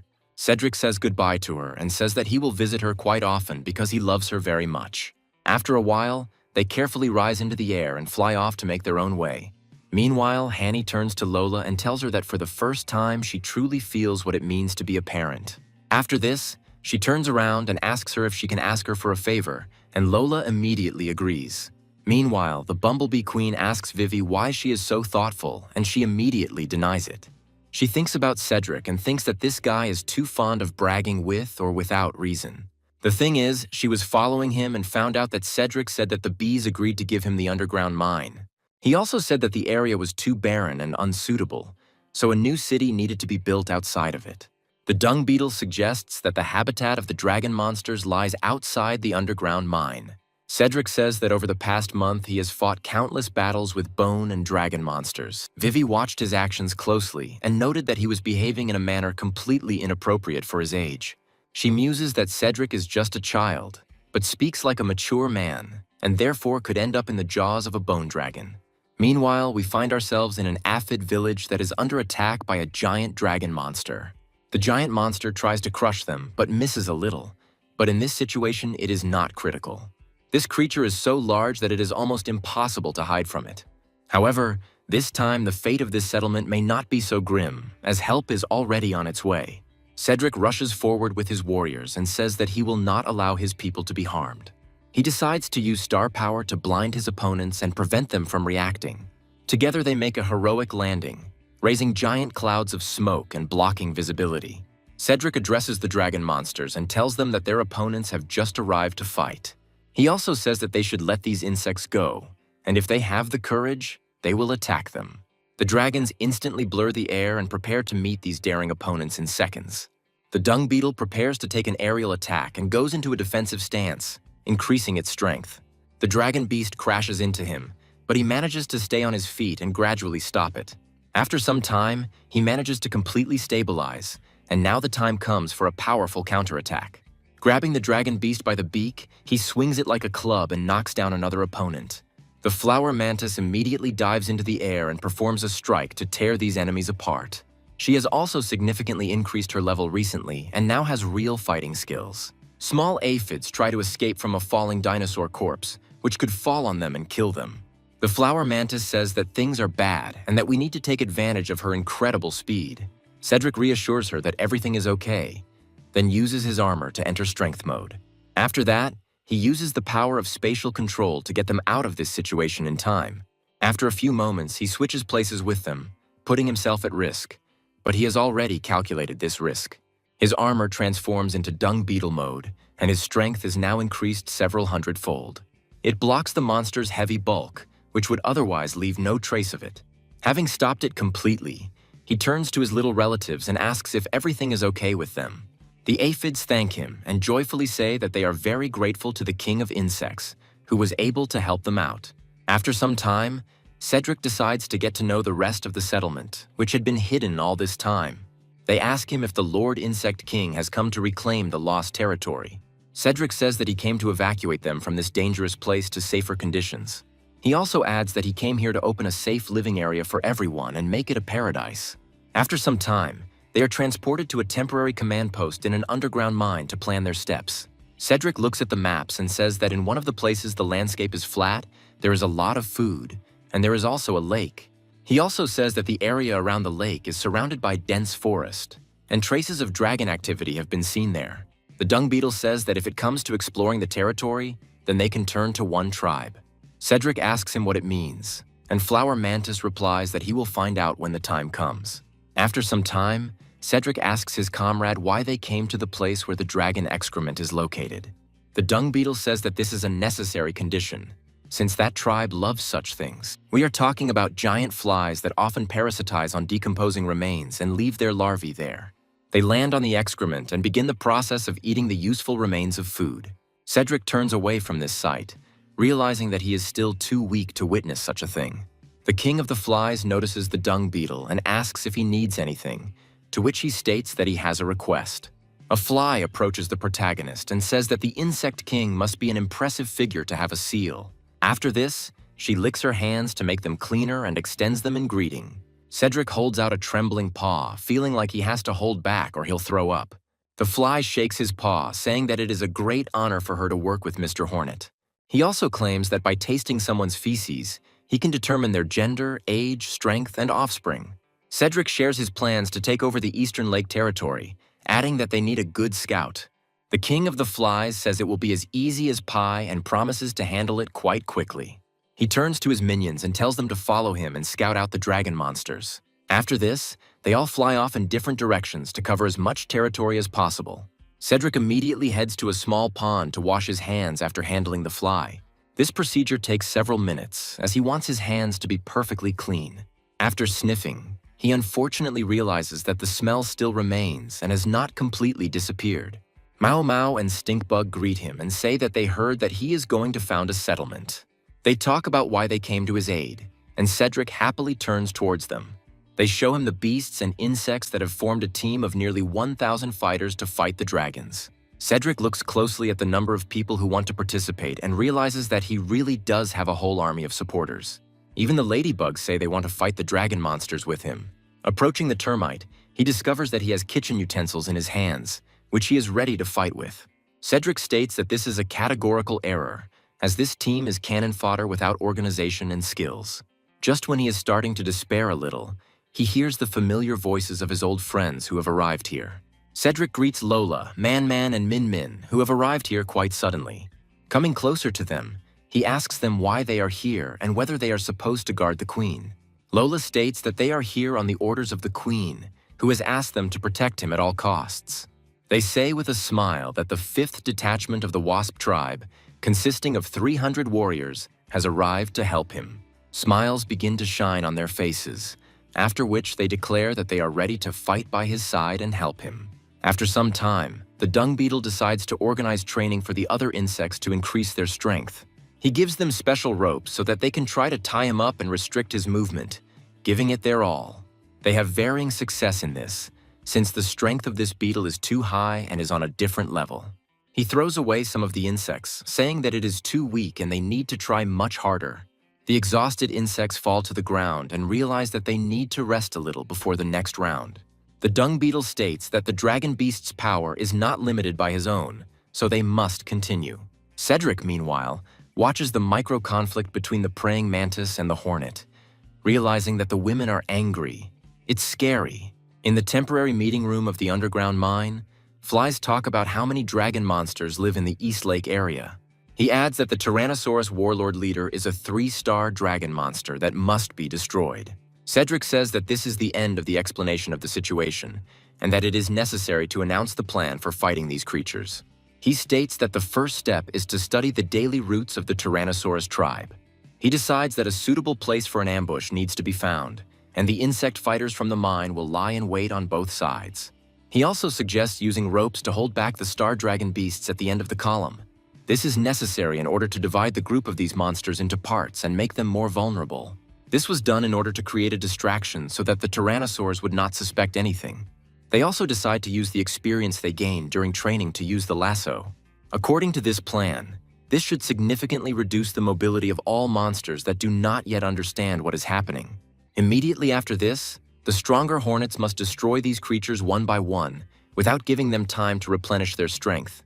They take advantage of their numerical advantage to quickly finish off all the 1-star beasts. The leader of the T-Rex tribe turns around to find out what's going on. However, his attention is almost immediately drawn to a bright flash that is rapidly approaching him. The 3-star leader is an important target, so Lola and Dung Beetle, who are the strongest, are sent to eliminate him. The Tyrannosaurus leader rushes forward, declaring that he will destroy the pair of presumptuous insects. Cedric, along with the flower mantis, quickly deals with all the enemies that come his way. However, after completing the strikes, they discover that the target Cedric struck is still standing on the ground. The flower mantis tells him that it is too early to draw conclusions, since he relies on his own strength. Cedric reflects on how his skill allows him to acquire the powers of his comrades, but does not fully unlock them.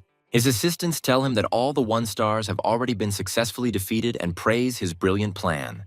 Meanwhile, the dung beetle continues to fight off its powerful opponent, giving it its all. The big Tyrannosaurus tells him that he is quite strong since he can withstand his blows. He also opens his mouth to prepare a powerful attack using his scream. The cry is so loud that it throws the beetle back, and its opponent accuses it of being slow. Immediately after this, Lola intervenes in the matter, having much greater mobility, allowing her to maneuver. He claims that the Hornet tribe is not so different as the rumors say, which have clearly been exaggerated.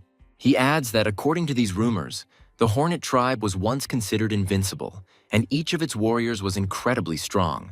While fighting her, he says that bugs like her, with 2 stars, are not even worthy of entering the battlefield. Lola, realizing that the enemy is indeed very strong, decides that she will have to put in a lot of effort. The T-Rex tackles her to the ground and asks if she's out of star power.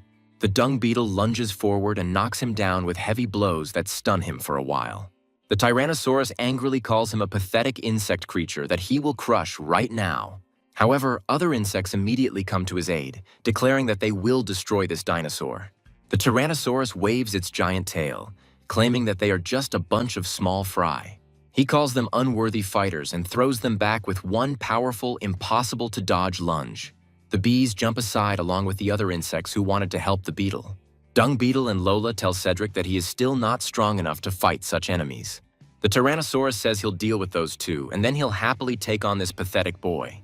Cedric says that if this continues, they will definitely lose because they cannot defeat him. He muses that Dung Beetle is a tank warrior and Lola is a balance type, but they lack coordination. He thinks that if he adds Flower Mantis, as well as Ming Ming and Man Man, the situation will improve. He says he now knows how to defeat this 3-star T-Rex. He adds that they need to collaborate, relying on their strengths, to make everything much easier. The Dung Beetle looks at him in surprise and asks what exactly he means by this plan. Cedric says that each of them has their own outstanding abilities that need to be combined with others. He goes into enhanced strength mode and declares that together they will become an invincible force that cannot be stopped. The first thing he does is order the Dung Beetle to attack the dragon to stop it for a while. The Dung Beetle complies with his demand and blocks the oncoming blow with incredible ease. Tyrannosaurus says that whatever tricks they may have planned will be useless in the face of his power. The Dung Beetle objects to him, saying that if you don't try anything, then nothing will work. Cedric asks Lola to come to his aid to restrain the T-Rex's movements. The rest are ordered to use their speed advantages to attack vital points. The Tyrannosaurus says that if they dare to encroach on his territory, they will be crushed. Lola lowers herself down and addresses the T-Rex, saying that his opponent is ready. She prepares a powerful attack to deliver at the perfect moment while the T-Rex is distracted. She succeeds in this, causing the monster to retreat back, feeling the open wounds. Other bees use their skills to gradually build up this advantage. Each of them is doing their best to inflict as much damage as possible on this creature. Man Man and Lola say their coordinated attack is working, even though he's still standing. Meanwhile, the Tyrannosaurus demands that they approach one by one, since it will be easier for him to destroy them. He muses that their onslaught is too fast, so he won't be able to fight them all at once. The Flower Mantis suddenly appears next to him and asks what he is up to. Before he can react, she delivers a sharp blow and jumps to the side. She notes that this monster has quite strong armor, while the dinosaur curses these insects. He attacks her, saying that he will crush her first, since she is the most annoying. Cedric switches places with her and goes into maximum defense mode to withstand the blow. Tyrannosaurus makes every effort to destroy its target, and it does not care who is in front of it. Flower Mantis asks Cedric how he feels, and he replies that he is fine. Meanwhile, the Tyrannosaurus activates its magical skills and releases fireballs. Cedric addresses Min Min, telling her to be careful and do everything she can to survive. It quickly becomes clear that these fireballs are too fast for her to jump away. Cedric abruptly switches places with her and turns on maximum protection mode again, promising that he will cover her. There is a huge explosion and they ask him. He replies that he will explain everything later, hoping that no one was hurt. Cedric gives them another approving gesture and says that it's just a couple of little things if he's okay. Man Man asks him for help, saying that she is about to be crushed, and he uses his spatial control skill again. Each such attempt to save a comrade results in very significant damage to him. He asks her why she asked for help, since she clearly dodged this attack in advance. Man Man responds by saying that she just wants to feel what it's like to be under the protection of her king. Cedric reflects that these are just temporary difficulties and that he needs to remain calm. The Tyrannosaurus turns around and tries to run away, saying that this monster is too thick-skinned. The Flower Mantis immediately blocks his path, telling him that he shouldn't even think about escaping, because his fate is sealed. The Tyrannosaurus is unable to stay on its feet and falls to the ground, completely losing its combat capability for a short time. He begs for mercy, saying that he no longer needs the territory and they should just let him go, and he promises not to come back. Hornet rushes forward, saying that dragon monsters have a strong sense of revenge, so he will definitely return. Tyrannosaurus says that if his fellow tribesmen found out what they had done, their clan would be destroyed.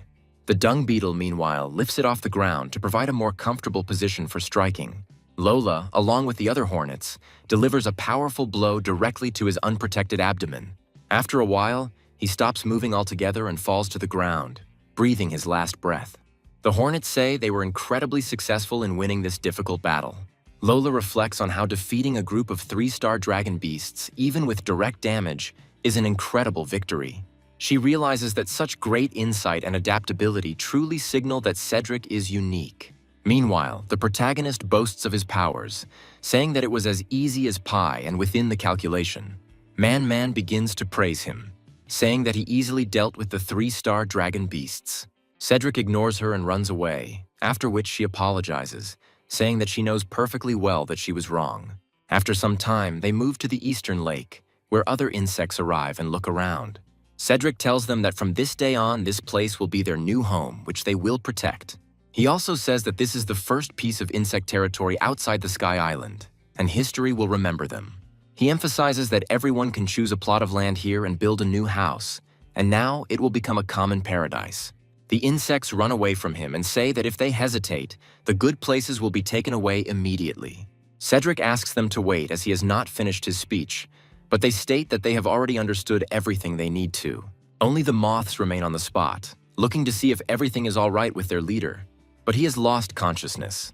At that moment, he is transported to the nest of the Star Dragon clan and decides to use his powers to explore it. He climbs onto the giant dining table and takes a basket with him to stock up on supplies. This table is really huge. It has a lot of different fruits on it that you can eat. Ever since he started eating the food of the Bound Dragon clan, his physical performance has been constantly improving. Another foray ends with a good harvest, which he will absorb for some time. As he slowly descends, he says that this is another day to enjoy the gifts of nature. During these days, he explored almost the entire territory while the clans of the Bound Dragon were sleeping and discovered a real treasure. Among other junk, he found a lot of electronics that were still in working order. He happily says that the motherboard he found can be used to make a washing machine. However, his usual meal is suddenly interrupted by a strange voice that attracts his attention. He approaches a small hole and sees that there is someone below, and tries to understand who this strange person is. That person, of course, is Princess Vivian, who survived the disaster and is now in captivity. She looks up in surprise and hears a human voice that she has never heard in this place. Vivian states her name and says that she is from the Galactic Empire and is an honorary princess. She also says that as the princess of the Empire, she orders her immediate rescue for a reward. Cedric looks at her carefully and shows with his whole appearance that such an idea seems very stupid to him. Turning around, he reflects on the fact that she had just been crying. But as soon as she saw him, she immediately changed her tone. After that, he takes out his book, which said that he should marry one woman, have 10 children, and make 100 friends. He says that the 100 friends have already been completed, and he has also already built a big house, so there are still a few things left. He says with a smile that he simply did not expect that in the insect world he would achieve goals that turned out to be out of his reach. However, from his point of view, the remaining 2 tasks are difficult, since he cannot marry an insect. His subconscious tells him that there is already a suitable woman here, and he immediately understands that we are talking about a princess. Cedric says that he kindly saved her once already, and she turned her back and abandoned him without even looking back. Cedric also says that this princess has a lifespan of thousands of years, while he will only live for a few decades. The subconscious is telling her that she had no choice, and that is the only reason she left him, so there is no need to be so categorical. She notes that there are only 2 people in this dragon lair, and if he does not save her, terrible things will happen to her. His subconscious asks him why he still doubts and orders him to save her immediately before it's too late. Cedric agrees with the voice of reason, after which he reaches the place where the princess is imprisoned and throws her a rope. He encourages her to grab it quickly and promises to pull her out while she tries to figure out who it is. As she climbs the rope, she asks him for forgiveness and says that she was ignorant and said too much. Cedric says that there is no need for further words and asks her to simply grab his hand. Vivian looks at him with a smile and says that he is really very good. after which she understands who is in front of her. She jumps back in fear and asks him how a ghost could have ended up here. Cedric realizes that if he doesn't save her now, she will simply fall down and get seriously injured. He catches her mid-flight, jumping down, and advises her to hold on as tightly as possible. They hang from a rope that is somehow miraculously firmly tied to small rocks above. Lifting her up, he says that the dragon beast is resting, so there is no point in attracting its attention. Cedric treats her to food, and she is surprised that he was able to survive, emphasizing that this brings her great relief. Cedric declares that not only is he alive, but he has experienced something incredible, and then hands her some water. Vivian happily accepts this gift and says that she is very grateful to him for it. After this, she almost instantly drains the flask of water, restoring her strength. Cedric asks her how these dragon beasts kept her in the lair and why they needed her. Vivian claims that it is related to royal secrets, so she will hardly be able to talk about it. Cedric comments that she must still be hungry and promises to bring her dessert. Vivian is amazed that he encountered something so dangerous, but he does not hold a grudge against her and even saved her. After a while, she attracts his attention and begins to carefully remove the top part of her clothing. Cedric closes his eyes in embarrassment and asks her what she is doing. She reassures him and says that she just wants to show him something, and Cedric hopes that things don't go too fast. She points to her neck and tells him that she has a royal seal in the area of her collarbone. She claims that members of the royal family with such a seal have every right to inherit the empire. Cedric looks at the seal in surprise and realizes that it is clearly not what he initially assumed. He also reflects that he had no idea that humans could also have a royal seal.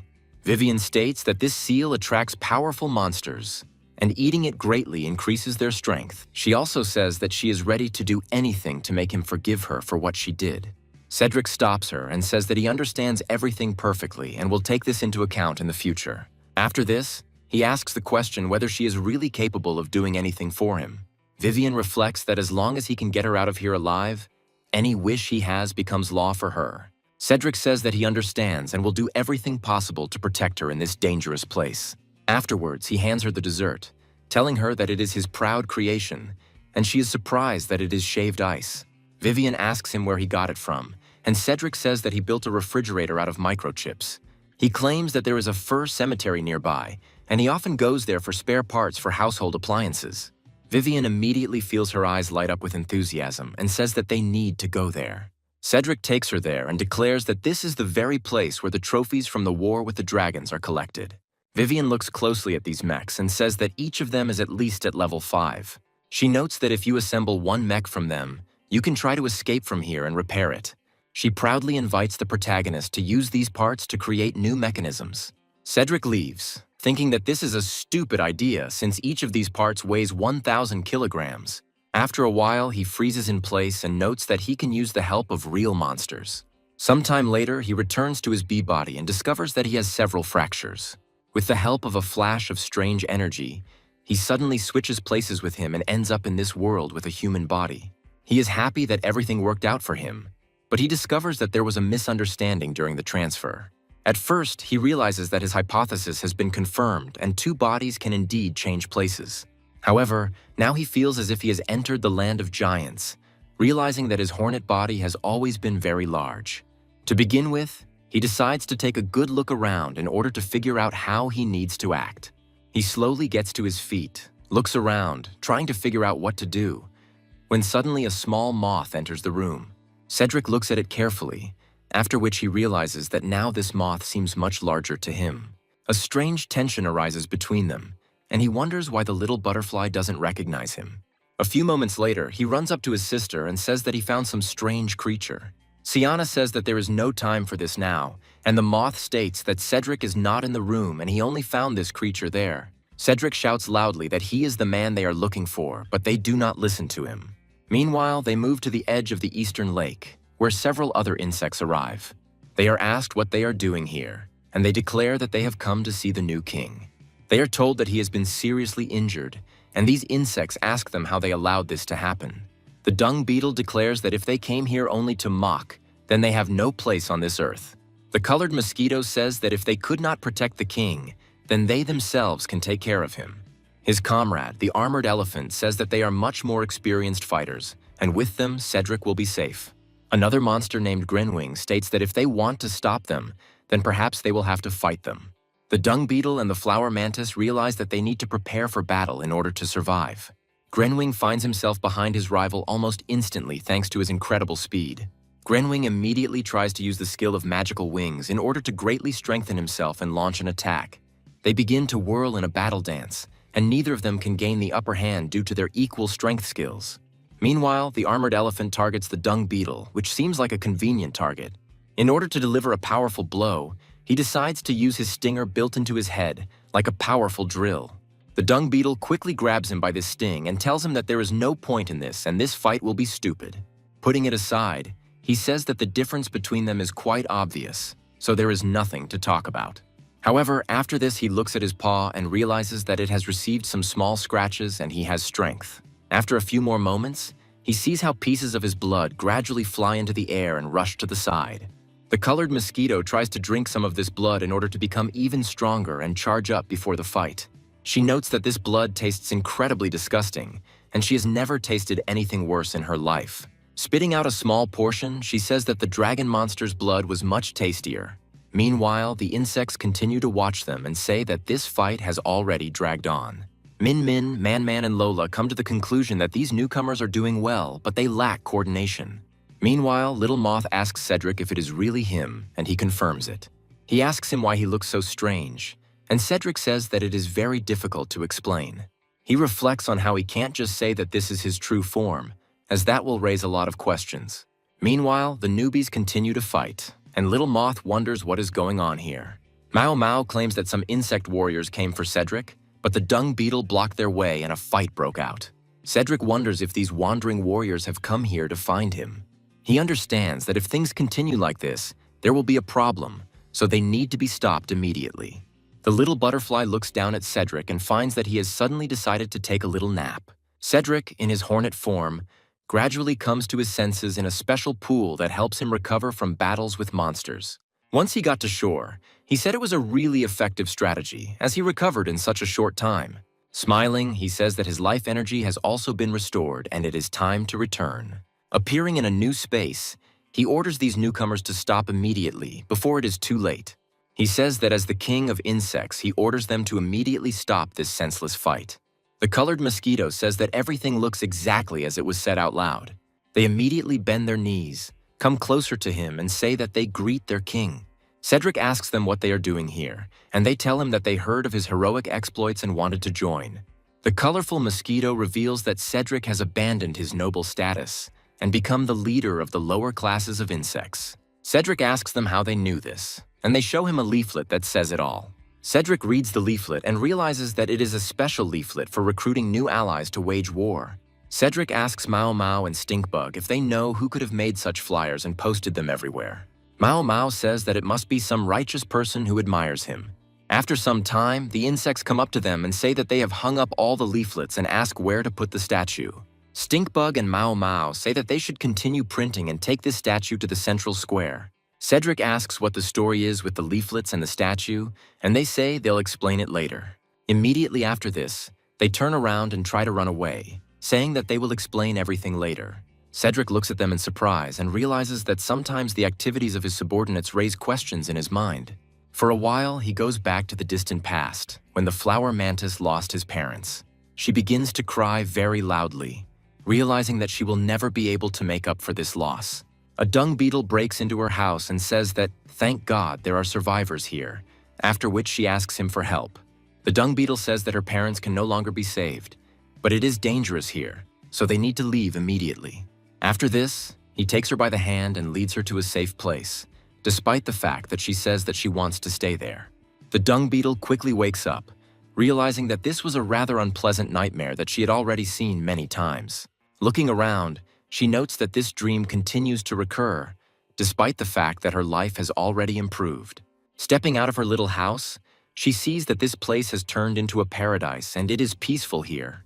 She also discovers that many people here live in peace and tranquility, with only minor conflicts occasionally arising. She decides to inspect other parts of their new kingdom and discovers the arrival of new insects. She looks at them carefully and realizes that this is an audience that Cedric is receiving. The insects say they are refugees from the borderlands and have come here to swear allegiance to the new king. Cedric says that if they choose him as their patron, he will provide them with a good life. He also says that recently there has been an increasing number of refugees and insects seeking asylum.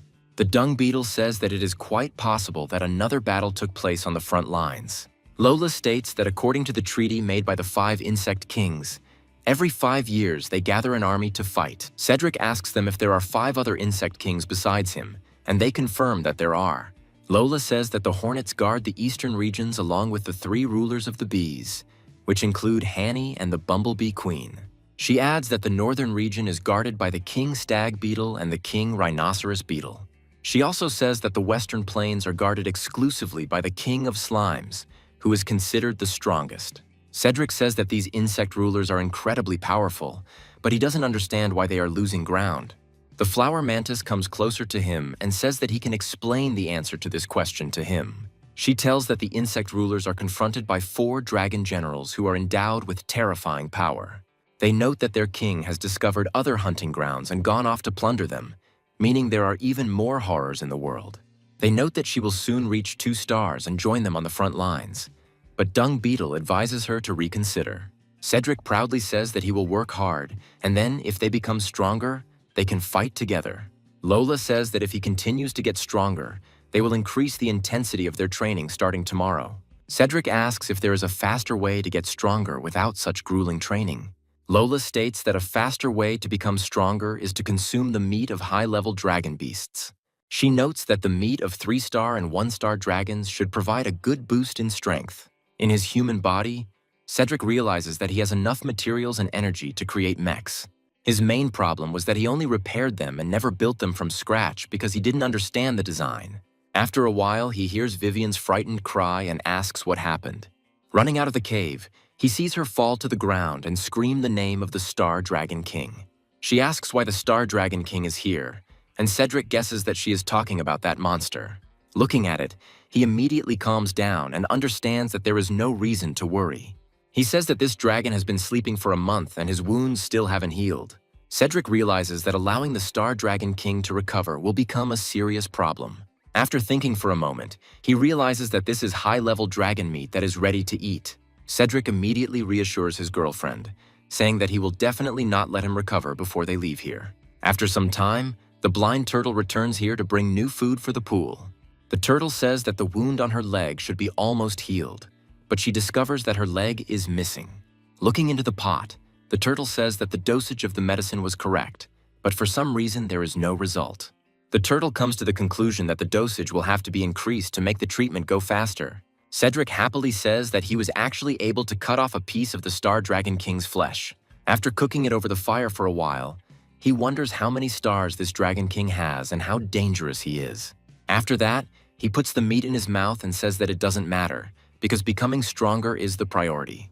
As soon as the meat begins to digest, he feels an incredible strength spreading throughout his body. The room he is in begins to glow brightly and attracts the attention of other insects. They are transported to the eastern part of the Sky Island, where a huge number of dragons pass. The insects are trying to convey the message that the first line of defense in the canyon has completely fallen. The Bumblebee tribe's army defending the canyon suffers a crushing defeat while defending their homeland. They return to the East Lake residential area again, where the moths try to test their commander. He looks at him in surprise and asks what is happening, noting the strange changes in his aura. Cedric clears his throat and says that he feels fine and there is nothing to worry about. He apologizes for the mess he made and realizes that he has grown up a little more. They tell him that he has become significantly higher, and he assumes that he has simply increased his level. They ask him how he managed to make so much progress in just 1 month, and he replies that it's all training. After some time, a wounded fighter of the Bumblebee tribe is brought here, who asks for an audience with the queen. Lola asks her where she got such a serious wound, realizing that it is definitely something serious. The warrior says that one of the 4 dragon generals led the army in a surprise attack on the canyon. Lola is the worst at taking this information and understands that it fundamentally changes all their plans for counteraction. Lola says that she will urgently send a message to the queen and asks the others to treat her. Man is ordered to lead the local residents and prepare them for evacuation at any time. The dung beetle says that this canyon is known as a stronghold for insects, but he easily crosses it. Cedric quickly goes outside and declares that he is against the evacuation of the local population. They are surprised that he leveled up, and Cedric says that they shouldn't give up the land they fought for. He notes that this will put them back in the same position they started from, and he must definitely protect them. Lola says that even if they are not the Dragon Lord's main target, these dragons will mercilessly exterminate everyone. Mao Mao and Stinkbug say that they have already gotten used to it and will return there as soon as the dragon army leaves. Cedric refuses again and says that he will not allow the dragon troops to so unceremoniously disturb their peace and destroy their homes. After a short pause, he says that such things simply cannot be tolerated if they want to live a normal life. Lola asks him to stop being willful since the regular army of dragons are very serious opponents. Cedric says that he understands this perfectly well, but they must be the ones to leave this earth. He turns to his comrades and orders them to gather all the animals and insects that are ready to fight. Cedric asks them if they want to know how to level up 2 levels in a month. He invites them to follow him if they want to know the answer to this question. He sets up a quick field kitchen, adding Dragon King meat to make them stronger. He lightly places a spoonful into each of their bowls, saying that this should help them become much stronger. Lola, Min Min, and Man Man wonder why he made so much broth. Lola says that the insects and animals that live here are still no match for the dragons. She thinks and tries to stop him from doing something stupid.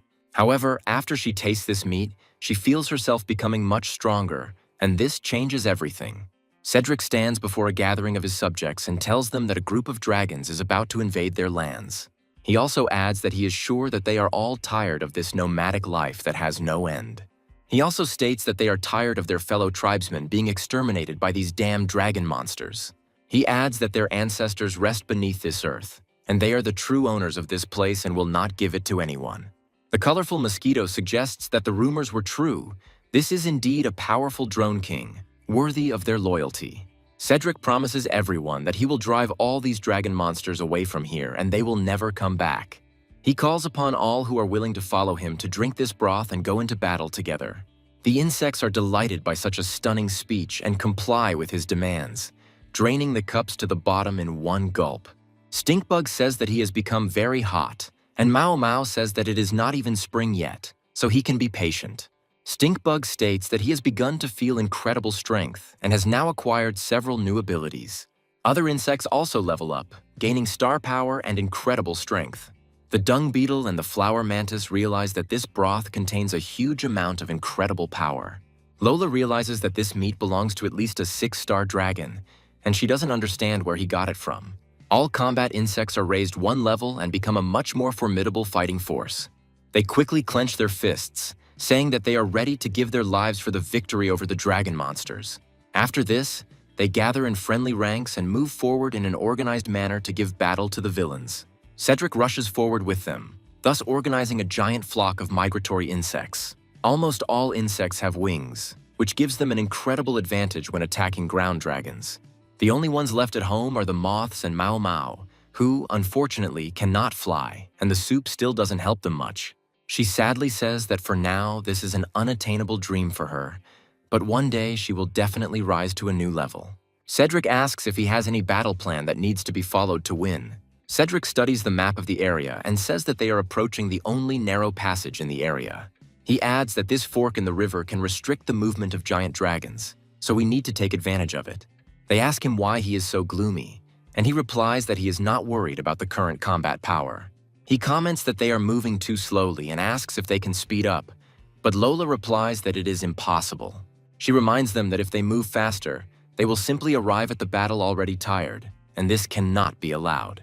Cedric says that he cannot stand by and watch their kin being killed and asks the newcomers what they can do. After some time, they are transported to a canyon village, which is under attack by a huge number of dragons. The unfortunate residents turn to the leader of the dragon gang and ask for mercy in exchange for their service. He swears that he will be the most faithful slave and will never let him down if he leaves his family alive. The dragon says that today he is in a good mood, so he will give him a chance to become a slave, but will leave only one alive. He asks the question of whom he should eat, offering a choice between a small child or the insect's wife. He turns to the head of the family and invites him to decide for himself who he wants to leave. And having waited for an answer, he says that today he is not very hungry, so he will eat this little thing with great pleasure. Cedric accelerates repeatedly to break through and head to this village to save everyone. He borrowed Grenwing's sky speed skill, which allows him to break the speed of sound. Having reached the right place, He decides to take advantage of the mode change and increases his durability to the maximum. He gains enough speed to become like a projectile and delivers a powerful blow to the dragon's face. This dragon receives such powerful kinetic energy that it is thrown to the side and loses its balance. The dragons help him up, and the leader says what a stupid beetle dared to do this. Cedric looks at the destroyed village and says that these insects are trying their best to survive. He turns around and asks them why they should just let them die here on this earth. They say that in front of them there is only a 2-star beetle which does not pose any threat. Cedric says that he did not come here alone and points to the sky where many fighters are shining. The dragon gang looks up and tries to figure out what this means and why they hear such a loud noise. From the outside, it seems to them that meteorites are falling on them, but this is not what they initially thought. A few moments later, they realize that these are not meteorites, but a giant army of insects rushing into battle. The dragon leader wonders where this army came from, as they had not received any information about it. However, he understands that no matter the situation, they will kill them all and return for the reward. He orders his comrades to rush into battle and leave no insect in their path. The dragons rush forward, saying that they will not let their commander down and will bring him many trophies. The insects outnumber their opponents by more than 5 times, so the outcome of this battle is already a foregone conclusion. Lola orders the protagonist to stop being so reckless and find a safe place to hide. Cedric says that he is no longer the coward he used to be and will fight alongside everyone else. Lola asks him to be more careful, but he is already taking off, using his wings and new powers. Lola says that this boy is heading straight for the enemy leader, so the king needs to be protected. However, several more dragons immediately appear on their path, realizing that they are facing powerful opponents. They declare that they will now show them how the provocation of the great army of dragons ends. Lola asks irritably why these opponents appeared in front of them right now. Cedric continues to fly from enemy to enemy, quickly destroying them with his increased power. However, he still has a lot of work to do to kill all the enemies in his line of sight. Cedric notes that combining the abilities of 2 subordinates produces a much greater result than simply adding them together. He decides to call the new skill Harvest Mode, realizing that it will be very useful to him in the future. Suddenly, another dragon appears behind him, happily saying that he has found their main producer. He notes that this pathetic hornet is probably the source of this insect army's star power. Taking proper aim at him, he decides to use the Heavenly Thunder Strike skill to stun him and knock him down to the ground. He says that once he kills him, the army of insects will simply disintegrate into small pieces. This dragon leader's level is quite high, so you will have to take him into account and use your maximum strength. Cedric notes that this dragon can actually shoot lightning, and he clearly underestimated its fighting abilities. Cedric also says that Lola was right, and this fighting squad is indeed much stronger than the previous one. The dragon gang leader says that the star power inventory level is a sign of reaching the 4th rank. He continues to try to knock him down with lightning strikes, but Cedric constantly dodges them. He notes his agility, after which he says that he will now test his new abilities on him. The other dragons scatter as their leader charges up a powerful lightning attack. Some say there's nothing to fear here, as the boss's thunder spear can hit its target with incredible accuracy. His friend is talking about just going out and hunting other bugs, when suddenly his aura starts to glow. Cedric uses the switch to get out of the way of a powerful blow and expose his opponent. The dragon leader looks in surprise at his ally, who was brutally destroyed by his own attack. Meanwhile, the dung beetle is fighting another opponent, who is quite an experienced fighter. The other hornets try to help him as much as possible to rid him of the rest of his enemies. His opponent smiles and says that all attempts are useless because his skin is incredibly strong. The dung beetle decides to use the gigantization skill to further increase its strength. Immediately after this, he rushes forward to break the enemy's resistance and drive him into the ground. The dragon doesn't have time to react and receives even more blows, crashing into a stone block. The dung beetle prepares to deliver a powerful finishing blow, and the dragon realizes that it needs to change tactics. He decides to use his molting skill to shed his skin and shrink in size for a short time. He immediately runs away, saying that he is not such a simple opponent that he can be defeated so easily. He notes that this opponent's physical strength is too great, so he cannot fight him head-on. That's why he decides to resort to even more tricks and begins digging underground tunnels. The dung beetle watches in surprise and wonders if he's going to use the escape underground. The dung beetle approaches the giant pit and wonders where its opponent has gone. This dragon cautiously emerges from the ground behind him, indicating that this is a great opportunity to attack. After a short pause, he jumps out so as not to arouse his opponent's suspicions. He immediately uses the Ghost Bite skill, but is faced with the fact that his skin is too tough. The dung beetle suggests that its exoskeleton is not easily damaged, so it is better not to try. The dragon says that he expected something like this, so he has a special move for this situation. This has no effect on the dung beetle, who calmly throws it away, preventing it from penetrating his defenses. However, this dragon still manages to partially accomplish its task, since it holds a piece of scale in its teeth. He does a small somersault and then dives underground again to launch another attack. The dung beetle understands that its exoskeleton is damaged, so it needs to change its strategy immediately to avoid death.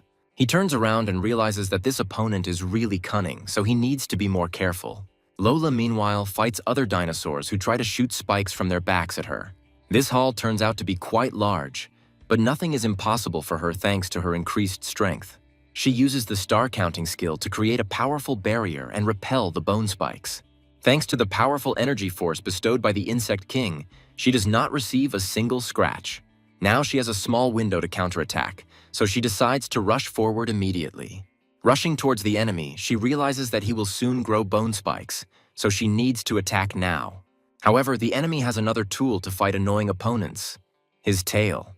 Lola proves too slow to react in time and is forced to change tactics.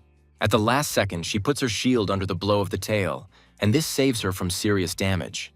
Her attack has no effect, so she has to quickly change the direction of her blow.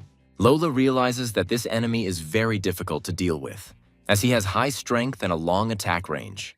Another dragon provokes his opponents by saying that they are nothing but a bunch of trash that is no good for anything.